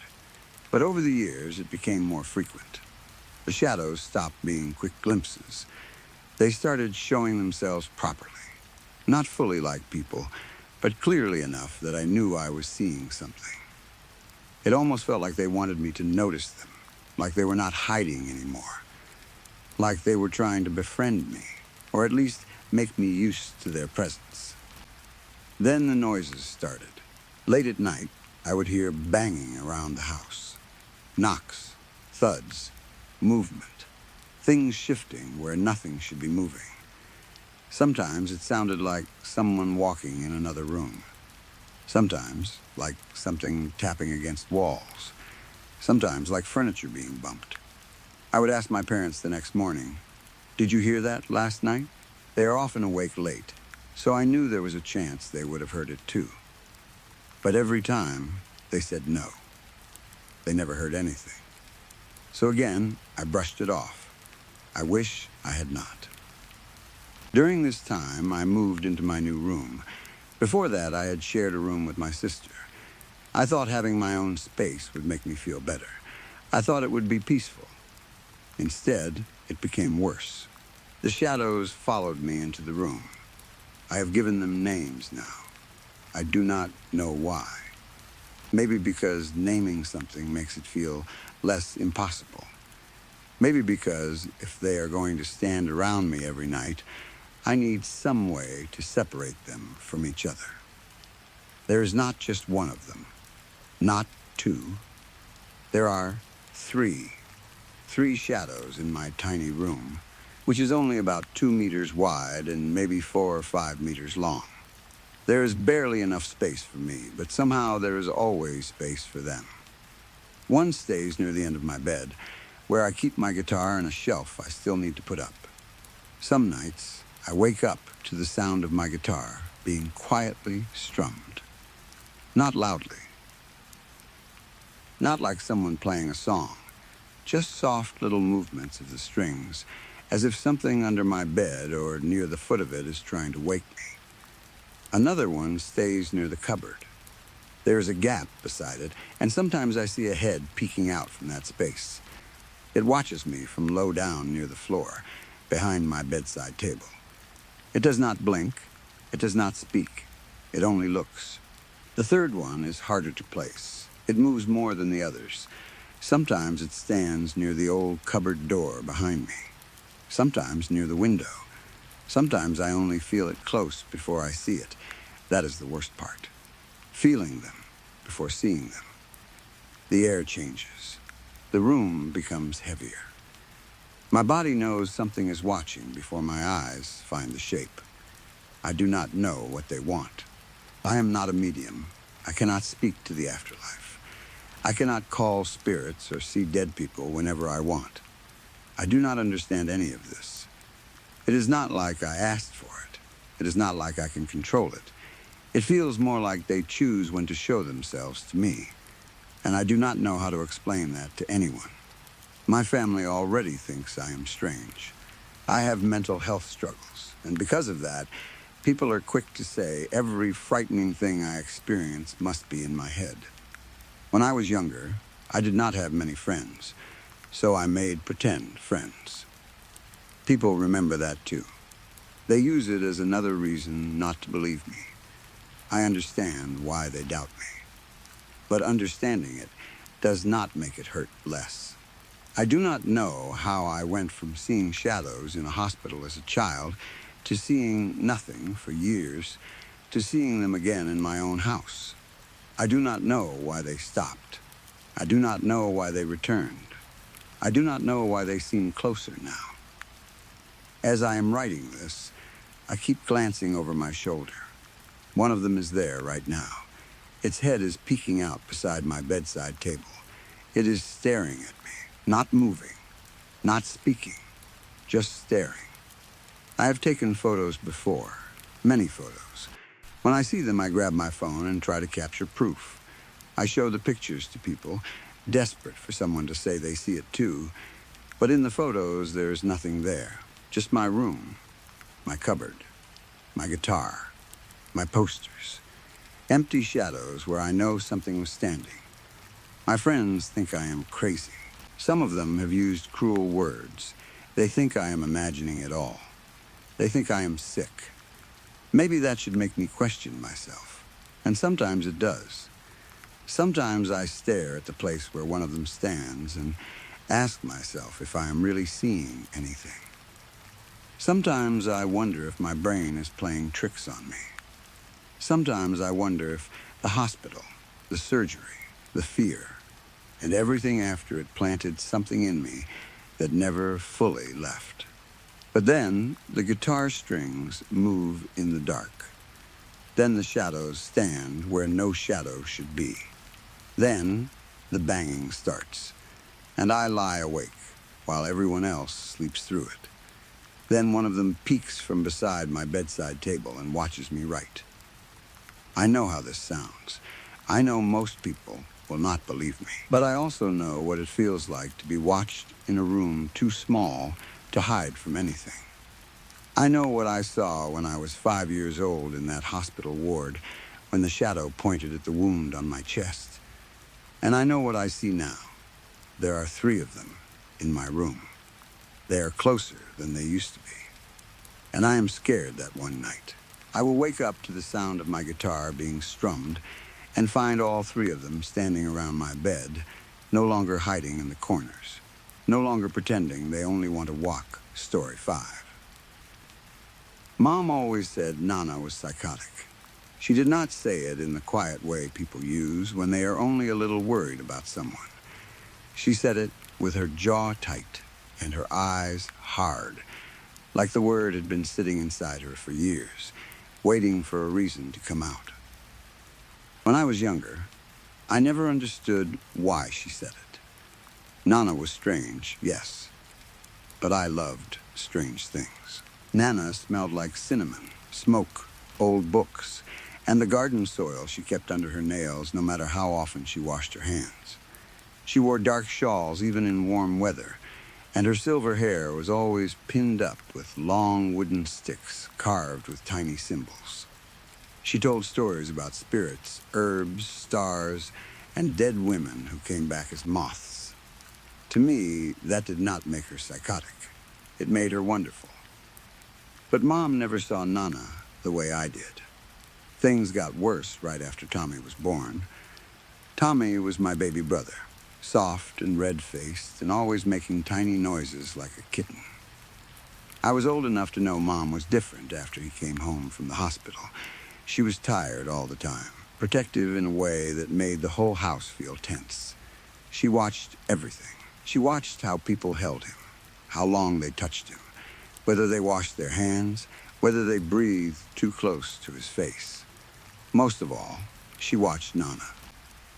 The first big fight happened in our living room while Tommy was asleep upstairs.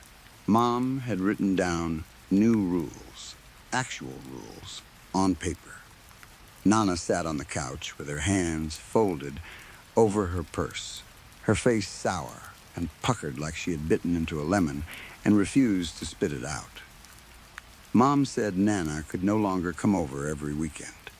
She could visit once a month, and only if Mom or Dad was there the whole time. She was not allowed to take me or Tommy anywhere without permission. She was not allowed to give us food unless Mom approved it first. She was not allowed to teach me nonsense, which meant Nana's spells, star charts, charm dolls, herb mixtures, and anything else Mom believed would rot my brain. I remember sitting on the floor, making a doll from twigs and thread the way Nana had taught me. I had tied a little red string around the doll's middle because Nana said red kept away weak spirits. I paused when Mom said the word nonsense. Nana's eyes moved to the doll in my hands, then back to Mom. I will try to tolerate that kind of foolishness, Nana said. Her voice was calm, but it had a sharp edge underneath it. Mom crossed her arms. You don't have to tolerate anything. These are my children, my house, my rules. Nana stood slowly. She looked at Mom like she was seeing her properly for the first time, like she had just realized what kind of woman her daughter had become. Then she shook her head. You were always afraid of what you could not understand, Nana said, and you were always too eager to call madness magic. Mom snapped back. Nana's lips pressed into a thin line. Then she stormed out the front door. For days after that, the phone kept ringing. Mom and Nana argued almost every afternoon. I could hear Mom from the kitchen or the hallway, her voice rising and breaking while she tried not to scream. She told Nana that the rules should not even need to be said. She said grandparents were not entitled to children. She said Nana's craziness was raining down on us kids. and it was time to put more logic into our minds than witchcraft and stargazing. I hated when Mom said things like that. Nana had taught me more than anyone. She taught me how to know when rain was coming by smelling the wind. She taught me how to make dolls from twigs, how to leave milk out for house spirits, how to tie knots for wishes and burn them when the wish came true. She taught me which plants could help a stomachache, which ones could give you dreams, and which ones should never be touched unless you wanted someone to suffer. I knew Mom did not like those lessons, but I never thought they were bad. Nana only hurt people who deserved it. At least that was what I believed then. After Mom set the rules, Nana began finding excuses to come over anyway. At first, her tricks always worked. She would arrive with a basket covered in a clean cloth, knock softly, and smile, as if she had done nothing wrong. Sometimes she said she was just passing by. Sometimes she said she had baked too much and did not want it to go to waste. Sometimes she said she had brought something for Tommy's rash or something for my headaches, even if I had never complained about one. Mom would open the door angry, ready to send her away. Then the smell would drift in. Warm sugar, butter, cinnamon, blueberries bursting in syrup, chocolate melting into dough. No one could resist Nana's baking. She would wiggle her way inside, her smile small and knowing, and soon she would be in the family room with me, Dad, and Tommy. Dad always tried to stay neutral. He would make little jokes, help himself to a pastry, and pretend he did not notice the cold looks Mom and Nana gave each other. Tommy would sit in his little chair, waving his fists. I would curl up on the sofa and wait for Nana to hand me something sweet. Nana always brought goodies. Everything she baked came from her special little recipe book, the one with the dark red leather cover that she kept on the top shelf in her kitchen. I had seen it only a few times. The pages were old, yellow, and filled with writing in different colors of ink. Some recipes had normal names like apple cake or honey buns. Others were written in a language I could not read. Nana told me the book had belonged to her mother, and her mother's mother before that. She said every woman in our family added something to it. Everything Nana baked was delicious. Not just good, not just homemade. Delicious in a way that felt impossible. Once, she brought chocolate chip cookies that were still warm from the oven. They tasted like childhood, but not just my childhood. They tasted like a memory I could not quite reach. When I bit into one, I felt like I was standing in sunlight somewhere far away, with someone holding my hand. I could never explain it properly. The taste wrapped around my mind and made me feel safe, loved, and deeply sad all at once. Even Mom ate 2 of them before she remembered she was supposed to be angry. Another time, Nana made a blueberry pie from the Red Book. She said it was a special recipe, and it made the whole house smell like summer. When we ate it, the mood in the room changed almost instantly. Dad started laughing at things that were not funny. Mom stopped glaring and leaned back in her chair with a soft smile. I felt like my chest had opened and filled with light. All the bad feelings in the house disappeared for an hour. It was like the pie poured happiness directly into our brains. That was when I began to truly believe Nana's baking was magic. And if her baking was magic, then all the rest of it could be true too. The spells, the potions, the curses, the spirit man she sometimes mentioned when she thought adults were not listening. I had spent enough time in Nana's shop to know she dealt with more than pastries. People came to her for all kinds of things. Men came in with haunted eyes and left with little bottles of dark liquid. Women came in crying and left with folded papers tucked under their shirts. Nana never gave customers exactly what they asked for. She gave them what she believed they needed. She said, you could learn more by looking past a person's heartbeat than by listening to their mouth. Sometimes I saw her curse men. Sometimes I saw her give poisons to women. But Nana always said the people deserved it. She said some souls were already rotten and needed help finishing the process. As a child, I believed her completely. Mom noticed the visits, of course. Nana was no longer coming once a month. She was coming every few days with muffins, brownies, breads, and pies. Mom grew angrier each time, but she always opened the door. The smell of warm pastry called to her no matter how hard she tried to resist. Then one day, Mom finally fought back. I heard Nana knock, and I ran to the front window. She stood on the porch, holding a basket of rolls, smiling her sweet little smile. But before I could open the door, Mom came out of the kitchen. She grabbed my arm and pulled me back. "No," she said. When she opened the door, she plugged her nose with 2 fingers. Nana's smile dropped. Mom spoke in a firm voice I had never heard her use before. She told Nana she could not come to the house anymore. Not with bread, not with pies, not with excuses. If she wanted to see us, she would call first and wait for Mom to say yes. Nana went very still. Then she started shouting. Mom shouted back. They screamed at each other on the front lawn in a language I did not know.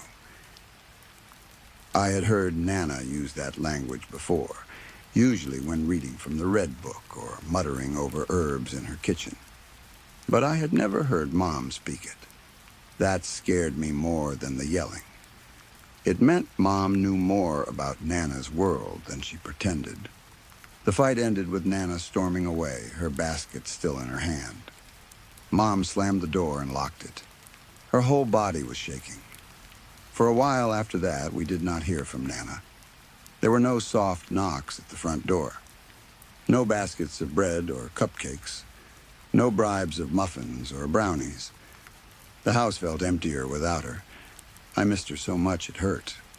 I missed the smell of her shawls, the warmth of her hands, the strange stories she whispered to me when Mom was not listening. I did not understand why Mom looked relieved. To me, Nana was kind. Nana loved us. Nana had never wronged anyone who had not deserved it.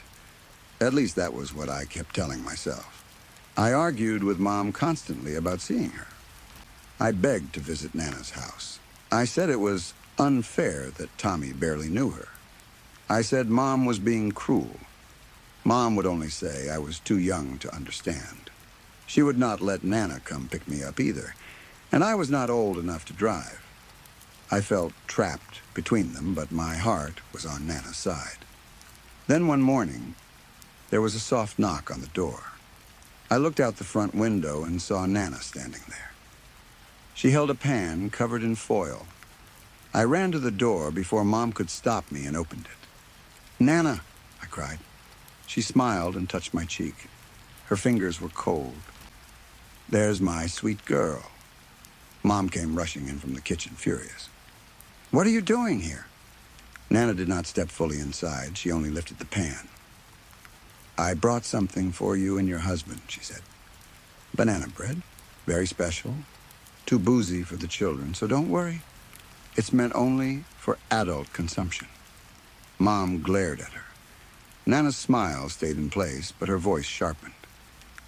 "I don't want to cross your boundaries." She spat the last word like it tasted bad.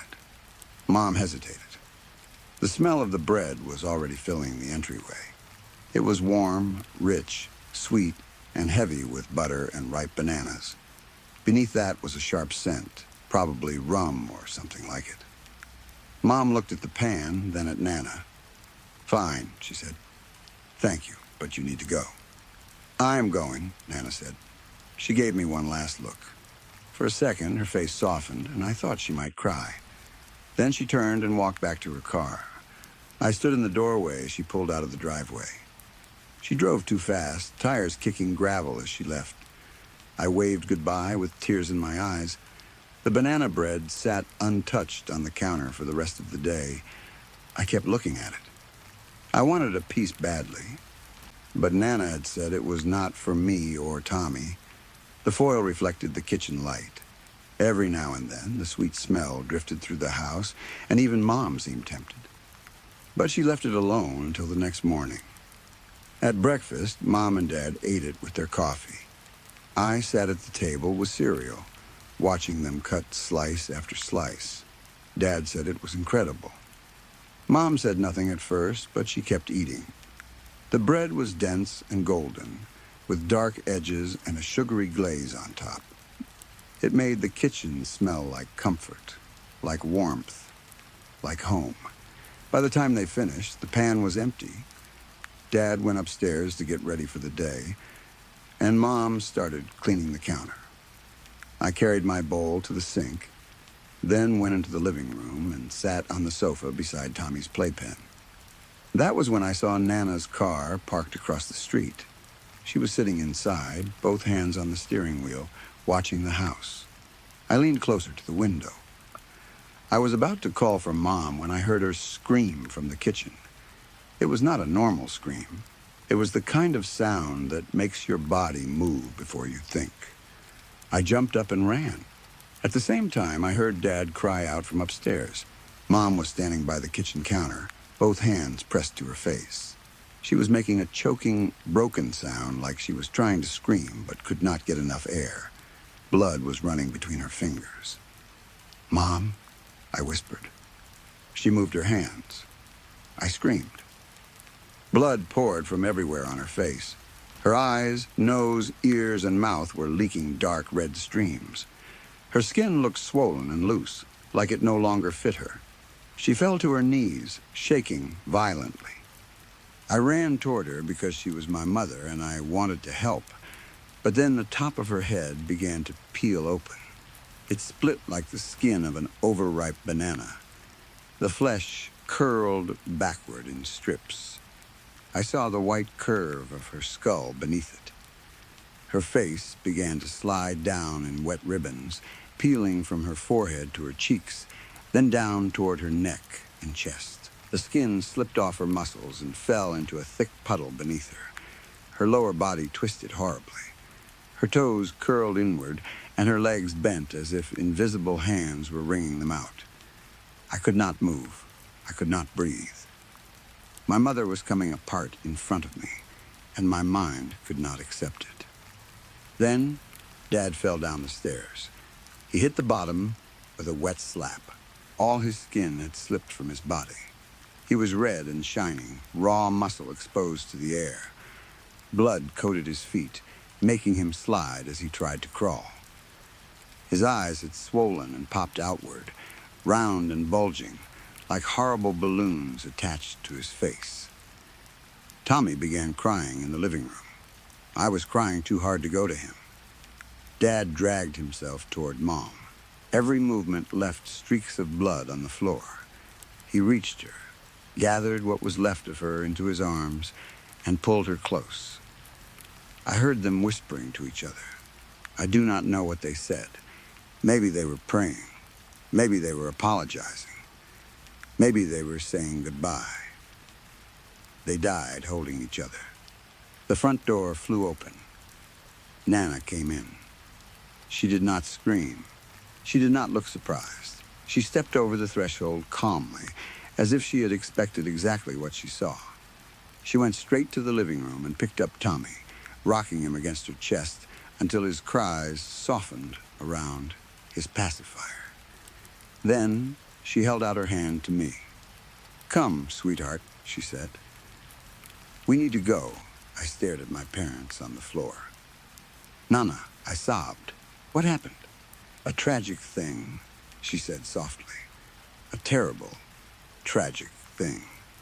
We will call the police from my house."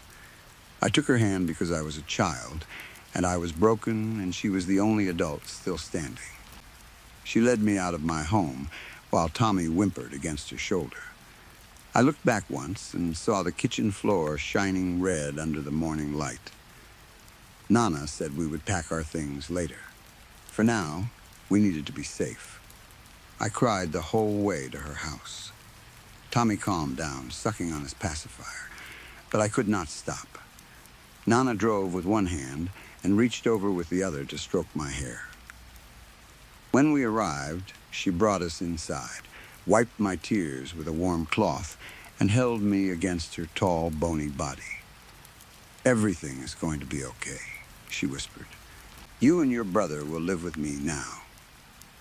That was what I had wanted, wasn't it? To be with Nana all the time. I thought about the banana bread. I thought about how Nana said it was only for Mom and Dad. I thought about how she had called it special, how she had said it was made with extra love. A shiver moved through me as I looked at her. Was she capable of doing that? The answer was already inside me, but I locked it away. I pushed it deep down where I would not have to touch it. Then I ran into Nana's arms because I needed warmth, comfort, and someone to tell me I was not alone. Nana adopted us. She raised Tommy and me in her house, the same house with the red recipe book on the top shelf.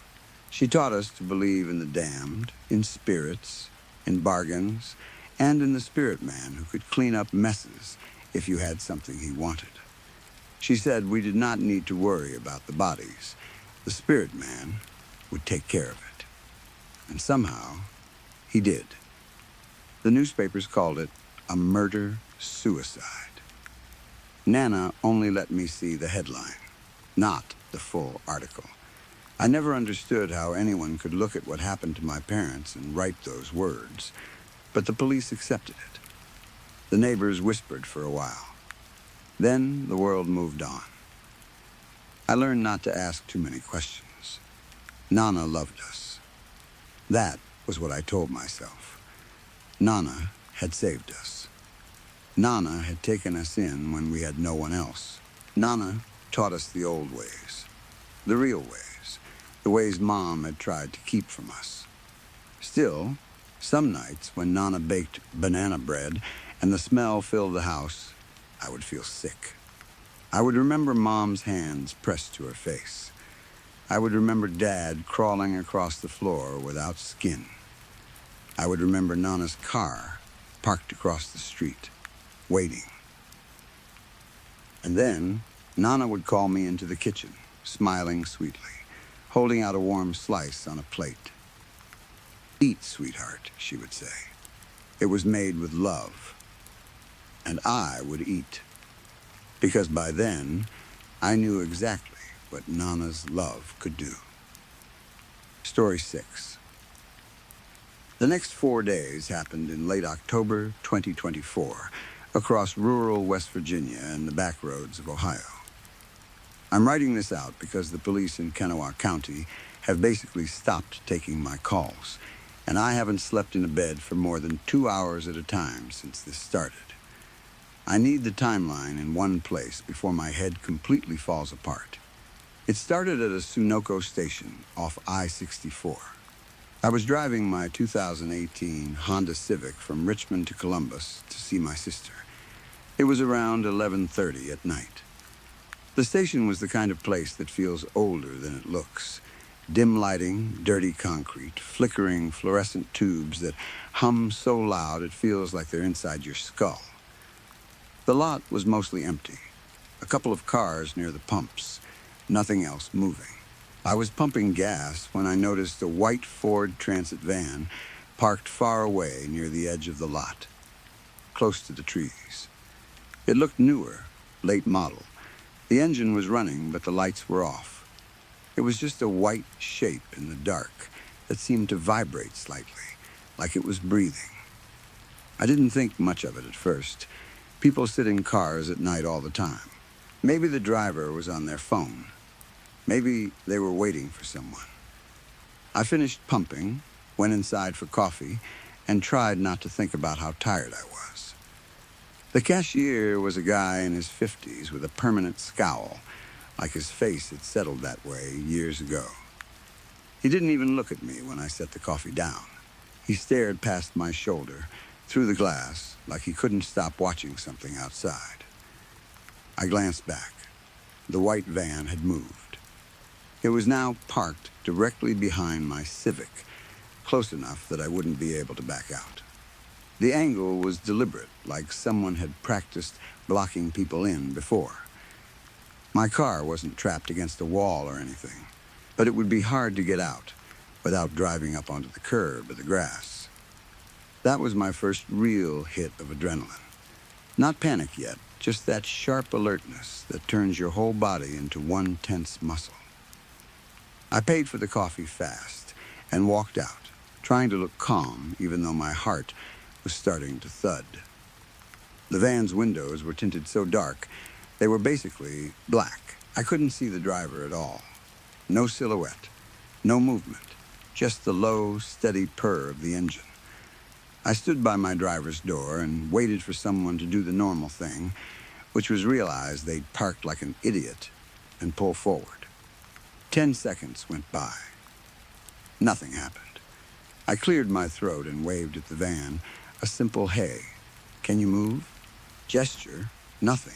I walked closer, tapped on the passenger window lightly. Still nothing. No shift, no hand lifting, no head turning. The engine just kept idling, smooth and patient.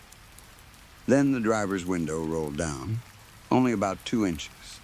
Not enough to see the person clearly, not enough for a normal conversation. It felt like someone wanted to control how much of themselves existed in my world, and I smelled something that made my stomach turn. Sour, like old milk left in a hot car, mixed with something metallic, like wet pennies or copper. It didn't smell like a dirty vehicle. It smelled like something spoiled. A voice came out through that narrow crack. Low, raspy, almost amused. "You dropped something back there, Elias." My blood went cold. My name is Elias, but I haven't used it in years. Everyone calls me Eli. Even my family mostly uses Eli now. And I hadn't dropped anything. I hadn't even been near the back of my car except to open the gas tank. I backed away, and my foot hit the curb. I stumbled hard enough that I almost went down. I didn't care how I looked. I scrambled into my car and locked the door with shaking fingers.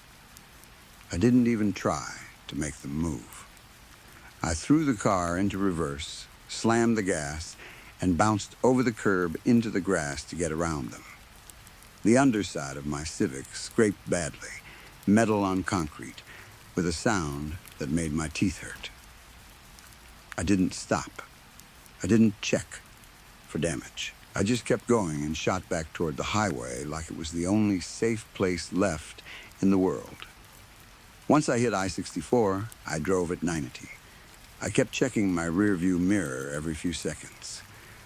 For about 10 miles, I saw nothing. No headlights behind me, no van, no other car behaving strangely.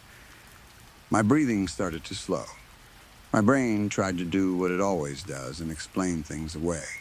Maybe it was a random creep. Maybe it was a prank. Maybe they said Eli and I misheard it as Elias.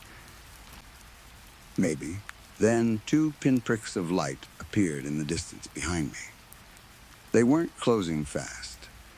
They weren't racing up like a normal tail. They just stayed at a distance that felt controlled, like the driver didn't want me to feel chased.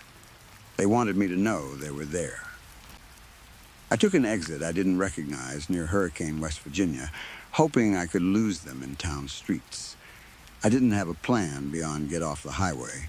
I just needed options. The exit led me into quiet roads and closed businesses. I pulled into a Dairy Queen parking lot that was shut down for the night and killed my headlights. The building was dark. The lot was empty. A couple of streetlights buzzed like tired insects. 5 minutes went by. Then 10. I started to breathe again. My hands were still shaking, but I told myself maybe I'd overreacted.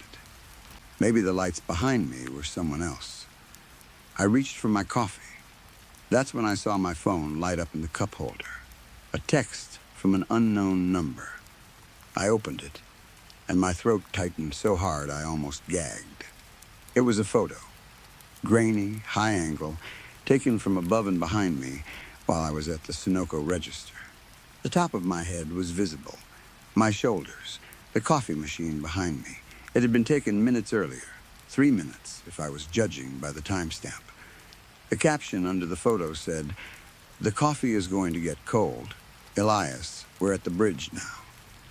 I looked up so fast, my neck hurt. At the intersection about 30 yards away sat the white transit van. It hadn't rolled in loudly. It hadn't flashed lights. It was just there, as if it had been waiting at that corner the entire time, and my eyes simply hadn't registered it until my brain was forced to. Its headlights flickered once, like a blink. Then it turned left, toward the only bridge that would take me back toward the main road. I didn't go anywhere near that bridge. I made a hard U-turn and drove deeper into residential streets, swallowing panic and trying to think at the same time. My heart was punching my ribs from the inside. I ended up in a quiet neighborhood of 1950s ranch houses. It was close to 1 a.m. No lights on, no people, just lawns and driveways and dark windows. I parked in the driveway of a house that looked empty. No cars, overgrown grass, porch light off. I stayed low in my seat and called 911. The dispatcher's voice was calm, almost too calm, like she'd heard worse. She told me to stay put and said a cruiser was nearby. I gave her my location, the street name, the nearest corner, all of it. I sat there holding the phone, staring at the road, and waiting to see headlights. About 20 minutes later, a Ford Explorer with a light bar came down the street. Relief hit me so hard I actually laughed once, breathless, like my body didn't know what else to do with it. I jumped out of my car and waved my arms like an idiot. The cruiser slowed and stopped. But as I walked toward it, something started to feel wrong. The police decals on the side looked old, peeling at the corners. The light bar wasn't the modern LED-type local departments use now. It looked like an older setup. The vehicle itself looked slightly off, too, like it was dressed up as a cop car rather than being one. The driver's window rolled down. It wasn't a cop. It was a man in a tan work shirt. No badge, no uniform, no radio on his shoulder. He stared at me with wide, blank eyes like he was looking through me. He didn't speak. He lifted a handheld police scanner so I could see it clearly. The scanner blasted high-pitched static, like the sound itself was meant to unsettle me. In the back seat, I saw a pile of clothes. My clothes. Right on top was a blue flannel shirt I'd lost at a laundromat in Richmond 3 weeks earlier. I remembered that shirt clearly because I'd been annoyed about losing it. I'd searched my car, my apartment, the laundromats lost, and found everything. It was right there. I backed away slowly, like stepping back too fast would trigger something. My stomach was rolling, nauseous and hot. "Where did you get that?" I whispered. The man didn't answer. He just gripped the steering wheel, knuckles white, like he was holding himself still. I turned and ran back to my Civic. I got inside, locked the door, and took off so fast my tires squealed. In my mirror, I watched the fake police car turn around and start moving too. It didn't chase me at full speed. It didn't try to ram me. It just stayed behind at a distance, pacing me like a predator that knows its prey is tired. I drove for 2 hours, heading north until I crossed into Ohio. My eyes burned. My mind started playing tricks on me, shadows on the shoulder, shapes that weren't there. I kept seeing headlights that vanished when I looked again. Near Gallipolis, I pulled into a Motel 6 because I couldn't keep driving safely. It wasn't fancy, but it looked normal.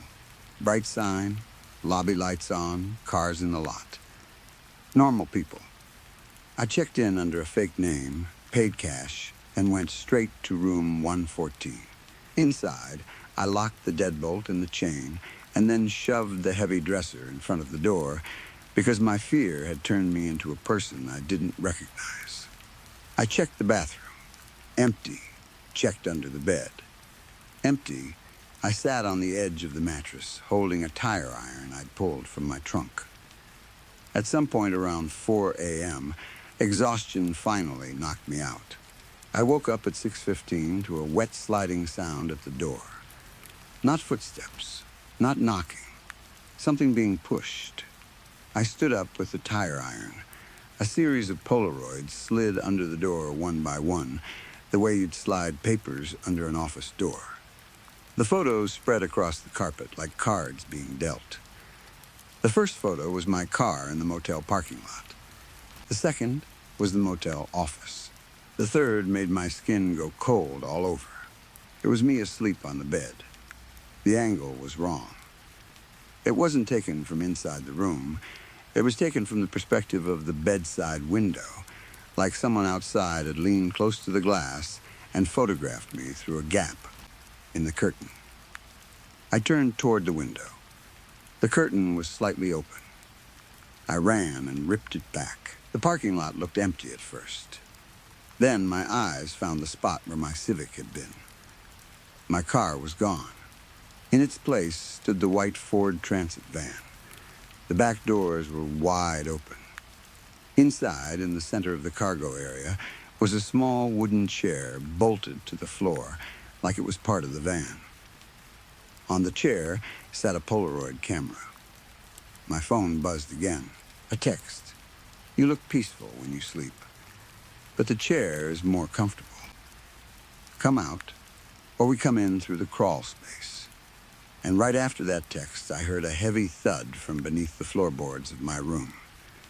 One solid impact, like someone had hit the underside of the building with their shoulder or a tool. My body moved before my brain did. I grabbed my bag, shoved the dresser away from the door, and ran. I didn't run toward the van.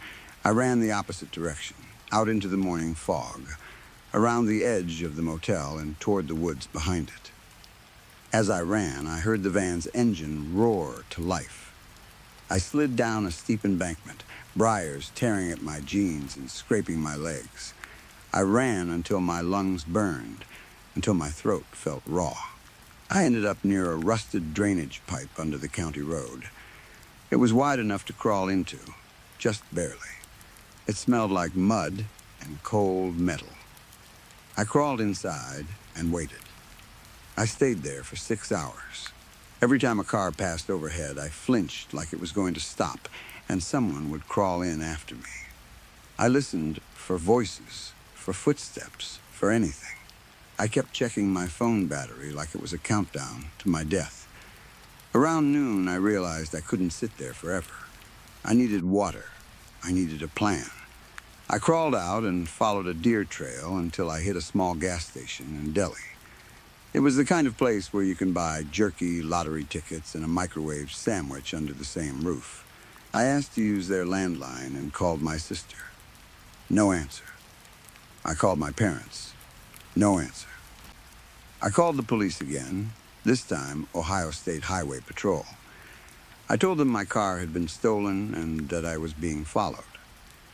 I tried to explain about the van and the photos and the fake police car, and I could hear the officer's tone change slightly.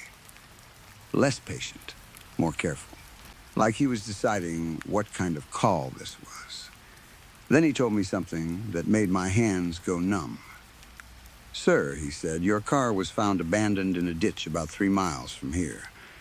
It's been gutted. Interior stripped down to the metal. I felt dizzy. That doesn't make sense, I said. I drove it here last night. There was a pause on the line. Then he said, we found a phone inside the car. It wasn't yours. It was a burner phone logged into a private server. It was broadcasting a live video feed. My mouth went dry. A feed of what? A feed of you, he said. Right now. My head snapped up. In the corner of the deli, near the ceiling, was a small black security dome camera. And it wasn't angled toward the cash register like normal. It was tilted down at me, directly at me. I didn't even say goodbye. I hung up and stumbled backward like the air had thickened. My legs carried me out of the store. Across the street, a black SUV was parked. A man stood beside it, holding a tablet like he'd been watching something. He looked up, he smiled, and he waved at me like we were neighbors. It wasn't the same man from the van. This was someone else. He looked normal, like a dad. Khakis, polo shirt. A face you'd trust if you saw him in a grocery store aisle. He started walking toward me. Not running, not rushing. Just a steady, confident pace, like he knew exactly how this would end. I turned and ran. I ran toward a cornfield because it was the only cover nearby. Dry stalks slapped my face and arms as I pushed through. The dirt grabbed at my shoes. I didn't stop until I couldn't breathe. I've been out here for 2 days now. At night I hear them. Not close enough to see clearly, but close enough that I can hear voices carrying through the trees. They talk like they're not worried, like time is on their side. They aren't trying to catch me yet. They're controlling where I go. Whenever I try to move toward a main road, something stops me. A whistle in the dark. A car door slamming. Sometimes headlights sweeping across the trees. Each time I end up turning back, forced toward the deeper woods like an animal being guided. This morning I found my backpack sitting on a stump in a clearing I don't remember passing through. That alone made me sick, because it meant they'd been close enough to take it and put it back exactly where I'd find it. Inside was a fresh sandwich, a bottle of water, and a new Polaroid. The Polaroid was a photo of my sister's house in Columbus. The front door in the photo was wide open. On the back of the photo, written in neat cursive handwriting, were the words, "The family is waiting. Elias, stop making us chase you. It's time to come home." I can hear the white van idling somewhere nearby now. That low engine sound keeps drifting closer and closer, like it's circling. I don't have my car. I don't have a weapon. My phone battery is at 4%. I can see the silhouette of a man at the edge of the trees about 50 yards away. He's been standing there for an hour, holding a long nylon rope. He hasn't moved. He doesn't need to. I think I'm going to run when the sun goes down, but I don't know where I'm supposed to run to. Every direction feels like it belongs to them. If you're in the tri-state area and you see a white Ford Transit van with Virginia plates, don't slow down. Don't stare at the driver. Don't stop for anything. Just keep driving. They've been planning this longer than I can understand. And the worst part is the feeling that I was never supposed to make it to Columbus in the first place. That the whole trip was just a line pulling me toward the same ending. I think I was always meant to end up in the chair.